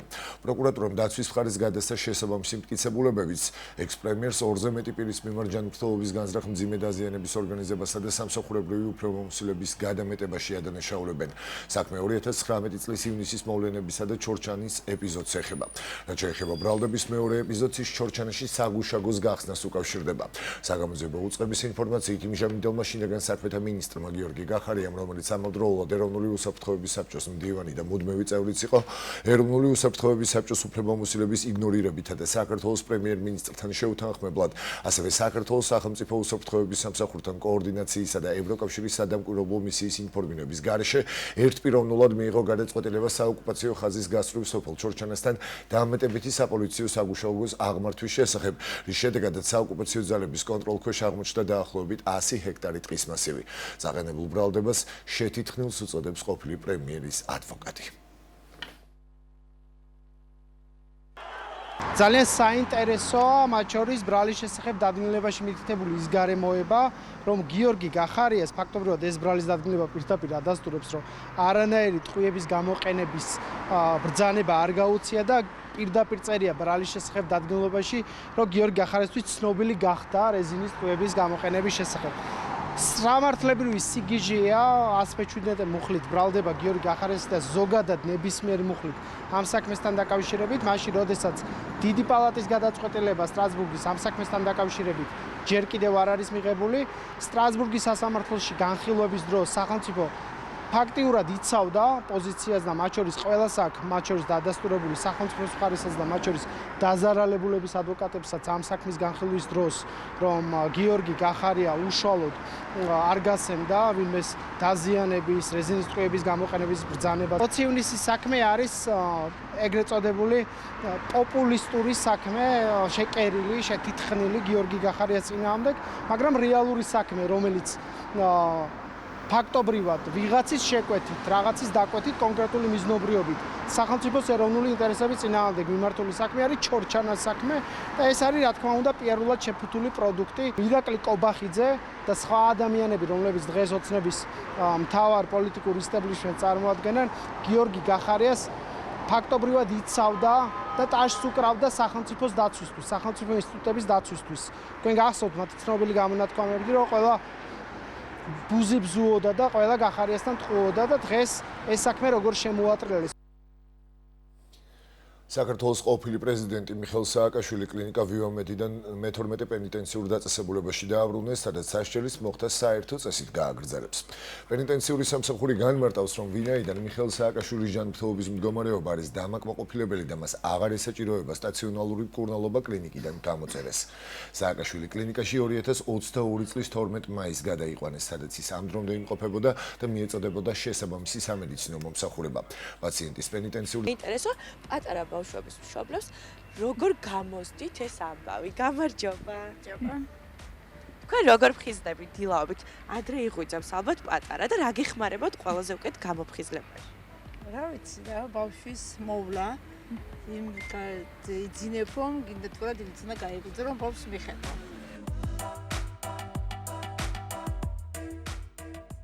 მოგვიყევი გიჭირს თუ არა ადრე დაგვეძება დილით და რასაკეთებ იმისთვის რომ დილიდანვე იყო კარგ ხასიათზე.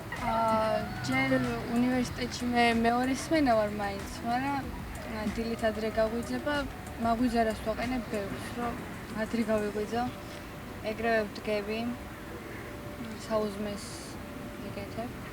და მერე როცა გამოვხიზლდები, წესრიგდები და გამიჭირს. ანუ არ არის ძალიან რთული და გეხმარება ეს პირველი საუზმე, ხო, ძალების მოკრებაში. აი, ძილის რეჟიმი, როცა ადრე ვიძინებ და ვცდილობ, რომ ძილი ნორმალურად გამომივიდეს, მე აღარ მიჩეს დილით. ძირითადად დგები და ჩაის სომბი მივთავრებ. დავსა. და შემდეგ უკვე ვემზადები და გავდივარ გარეთ. რო უნივერსიტეტში. რთულია ისე ადრე გაღვიძება. ჩემი აზრით არა. დილამშვიდობის საფუძვლად ერთმანეთს. ღმერთს მადლობა, რომ კარგად ვარ და ჯანმრთელად ვარ, რაც მთავარია. ყავას მიირთმევთ უფრო თუ ჩაის დილობით, რა გაფხიზლებთ? დილავს საუზმოთ, როგორც ესე და აუცილებლად ყავა. უყავათ არ შეგვიძლია. ზოგისთვის ყავა, ზოგისთვის ხვის ნიავი, ზოგისთვის კი საყვარელი ადამიანების ხმა. მთავარია დილა იყოს ნათელი და სავსე ენერგიით, ასე რომ გააღვიძეთ თქვენი დღე პოზიტივით, დანარჩენი კი თავისით მოვა.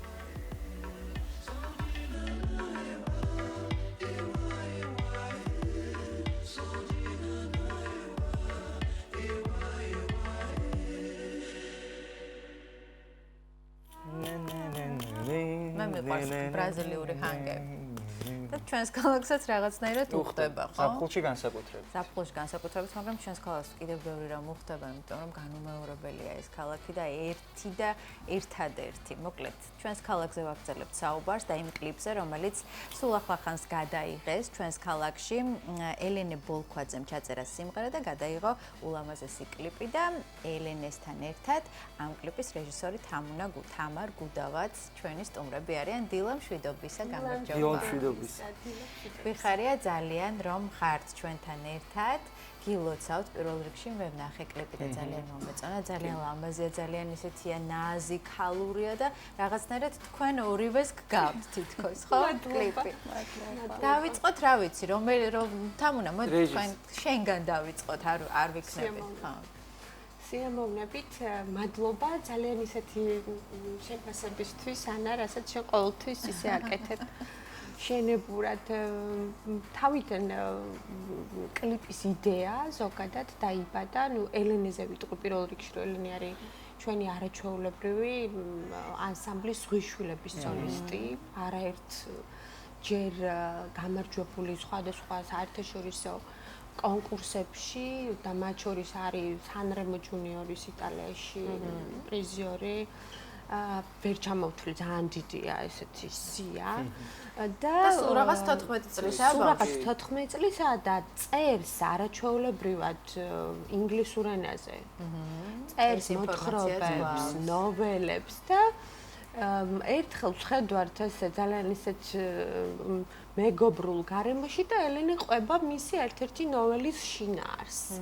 ნუ ძალიან მინდაო ამ შინაარსის რაღაც სიმღერა, რომ სიმღერაში ტექსტი იყოს აი ამ ნოველის შინაარსით და ხوار გავაკეთოთ, მოკლედ დაიბადა იდეა, ვარჩიეთ ნონასთან ერთად, დიასამიძესთან და ნათიასთან ერთად ზღვიშვილების პედაგოგებთან კომპოზიტორი, რა თქმა უნდა, ჩვენი უსაყვარლესი ქეთი გაბისიანი ზე შეჩერდა არჩევანი, ჩავედით თბილისში ქეთისთან, შემდეგ ტექსტს ვინ დაწერს და ქართულ ინგლისურ ტექსტს რა თქმა უნდა ბუკა კარტოზეა სასწაულად აკეთებს ამას და მოკლედ აი ელენეს ნოველის მიხედვით დაიწერა ეს ტექსტი, ქართულ-ინგლისური ტექსტი. აი ეს ციგნი, ელენეს ციგნი, რომელიც სხვა ისტორია. ოკეი, სანამ ციგნზე გადავალთ, საინტერესოა აი ელენეს მოთხრობა მთლიანად შეცვალეთ თუ მსგავსება გააკეთეთ იგი ეს საინტერესოა. აი სულ ბოლო ცოტა უფრო ოპტიმისტური გავაკეთეთ, უფრო სევდიანი ბოლო იყო, მაგრამ ესეც არის ესეთი თინეიჯერული ახალგაზრდული სიყვარულის ისტორია გოგონაზე და ბიჭზე, რომელიც ერთ ქალაქში ჯერ ერთად ბავშვობაში იყვნენ კლასელები, მეგობრები, მერე სხვადასხვა რაღაცა პერიოდით სხვა ქალაქში ცხოვრობდნენ და მერე ხვდებიან ერთმანეთს სრულად ისე მოულოდნელად ბათუმში და ბათუმის პერიოდი ავირჩიეთ. კონკრეტულად რა ადგილებია გამოყენებული? აი, ამას უკვე კლიპში ნახავთ. და არის რაღაცა რეტროს ტიპის 60-იანი წლები დაახლოებით, ხო, რაღაცა ძველი ბათუმური ისტორია სიყვარულის ხო. ელენესაც ვკითხოთ, აი საიდან გაჩნდა ამ ნოველის შექმნის იდეა და რაღაცა შენი შინაგანი სამყაროც გვაინტერესებს, ვინაიდან აი ამ ყველაფერ შემდეგ ფურცელზე ეს ყველაფერი ფურცელზე გადმოგაქვს, ესე იგი რაღაც შინაგანი გამოცდილებები და შეგრძნებებიც არის, ხო, აქ თავში, ასე ვთქვათ. დიახ, აი ძალიან ბევრი აზრი და იდეები მიტრიალებს თავში აი ყოველთვის და როდესაც აი ფიქრობ რომ უკვე რაღაც შევკარიეს მთლიანი მოთხრობა ან რამე ეგრევე გადამაქვს ფურცელზე.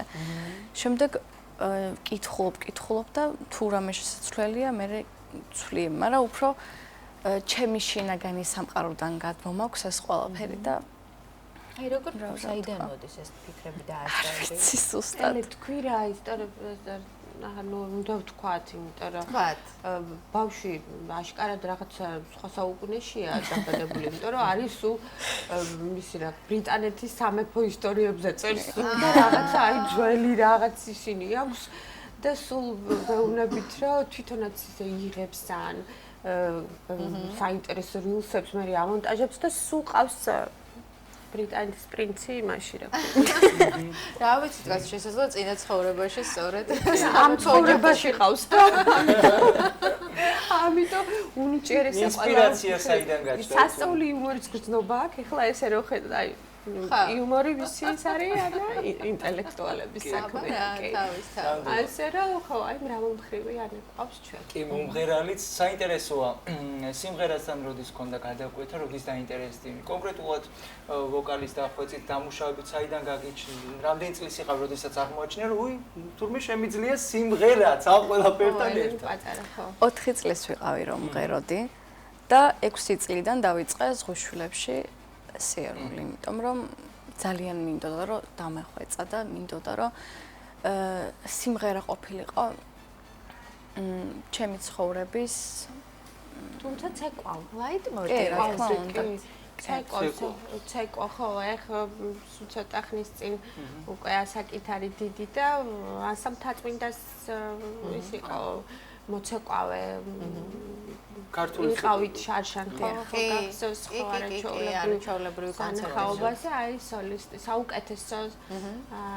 საუკეთესო შესაძლებლობების და უნარების გოგონა შენთან როგორ მოვიდა ეს კლიპი როცა ნახე უკვე შექმნილ მდგომარეობაში და თუ იყო ის რაც შენს განცდებში მოვიდა რაც შემდეგ ფურცელზე გადაიტანა ზუსტად ის იყო როგორიც წარმომედგინა აი თითქოს ჩემი ახდენილი ოცნება იყო ანუ სრულად მოხდა ვიზუალიზაცია იმ ყველაფრის თქმა უნდა მადლობა თამარს ამ ყველაფრისთვის მადლობა რომ მინდეთ და მადლობა თამდა შენი პირველი ნამუშევარია შეიძლება ესე ითქვას როგორც რეჟისორის კი მე როგორც სტუდენტი სარეჟისოროს კი როგორც აი კლიპი მუსიკალური კლიპი პირველია ხო თუ არ ჩავთვლით რაღაცა და როგორ მოგეწონა კლიპზე მუშაობა ну შემოქმედებითი პროცესი ზოგადად ჩვენია იცი რომ ძალიან ეს არის ნუ ამისთვის ღირს ცხოვრება, როდესაც შენ განიცდი ყველა ადამიანის აი ამ ემოციებს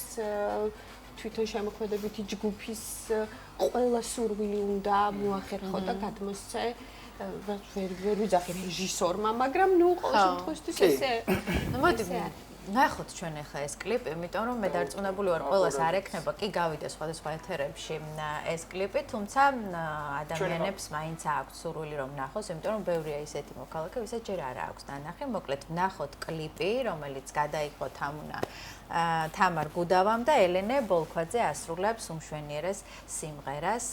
ჩვენ პრინციპში შეგვიძლია დავამშვიდობოთ მაყურებლებს და დავუტოვოთ ეს ულამაზესი კლიპი. მადლობა რომ გიყურეთ, ხოლმე გემშვიდობებით, გიტოვებთ ულამაზეს კლიპს. ნახოთ.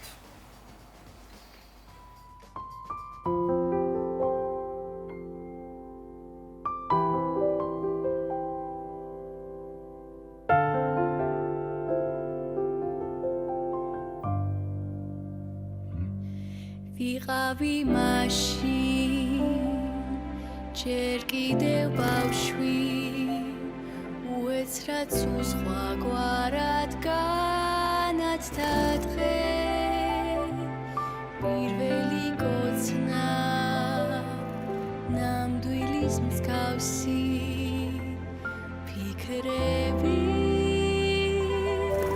პატარა ბავშვის დაოცნებებში როცა ვთევს გავშლი იმედით სიყვარულით გამათბობს მზე მახსენებს წარსულს ის სწორი ბავშვი ბავშვობას ვერაფერი წაშლი თუ ეს გრძნობა მაინც არ ქრება და სიტყვები უთქმელი რჩება ეს ამბავი არ დამთავრდება ეს სიყვარული გავიდა ბავშვობა დღეს ერთად არ ვარ ჩვენ I do remember it was September all of a sudden day became so bright first kiss first passion felt like sensation and two kids falling in love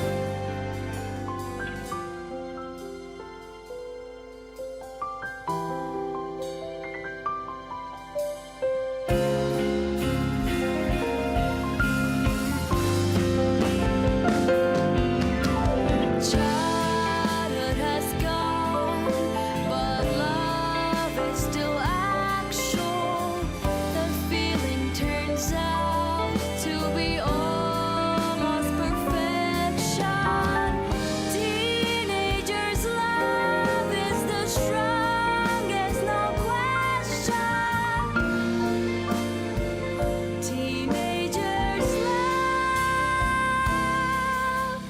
teenagers love is strong it never goes anywhere I do remember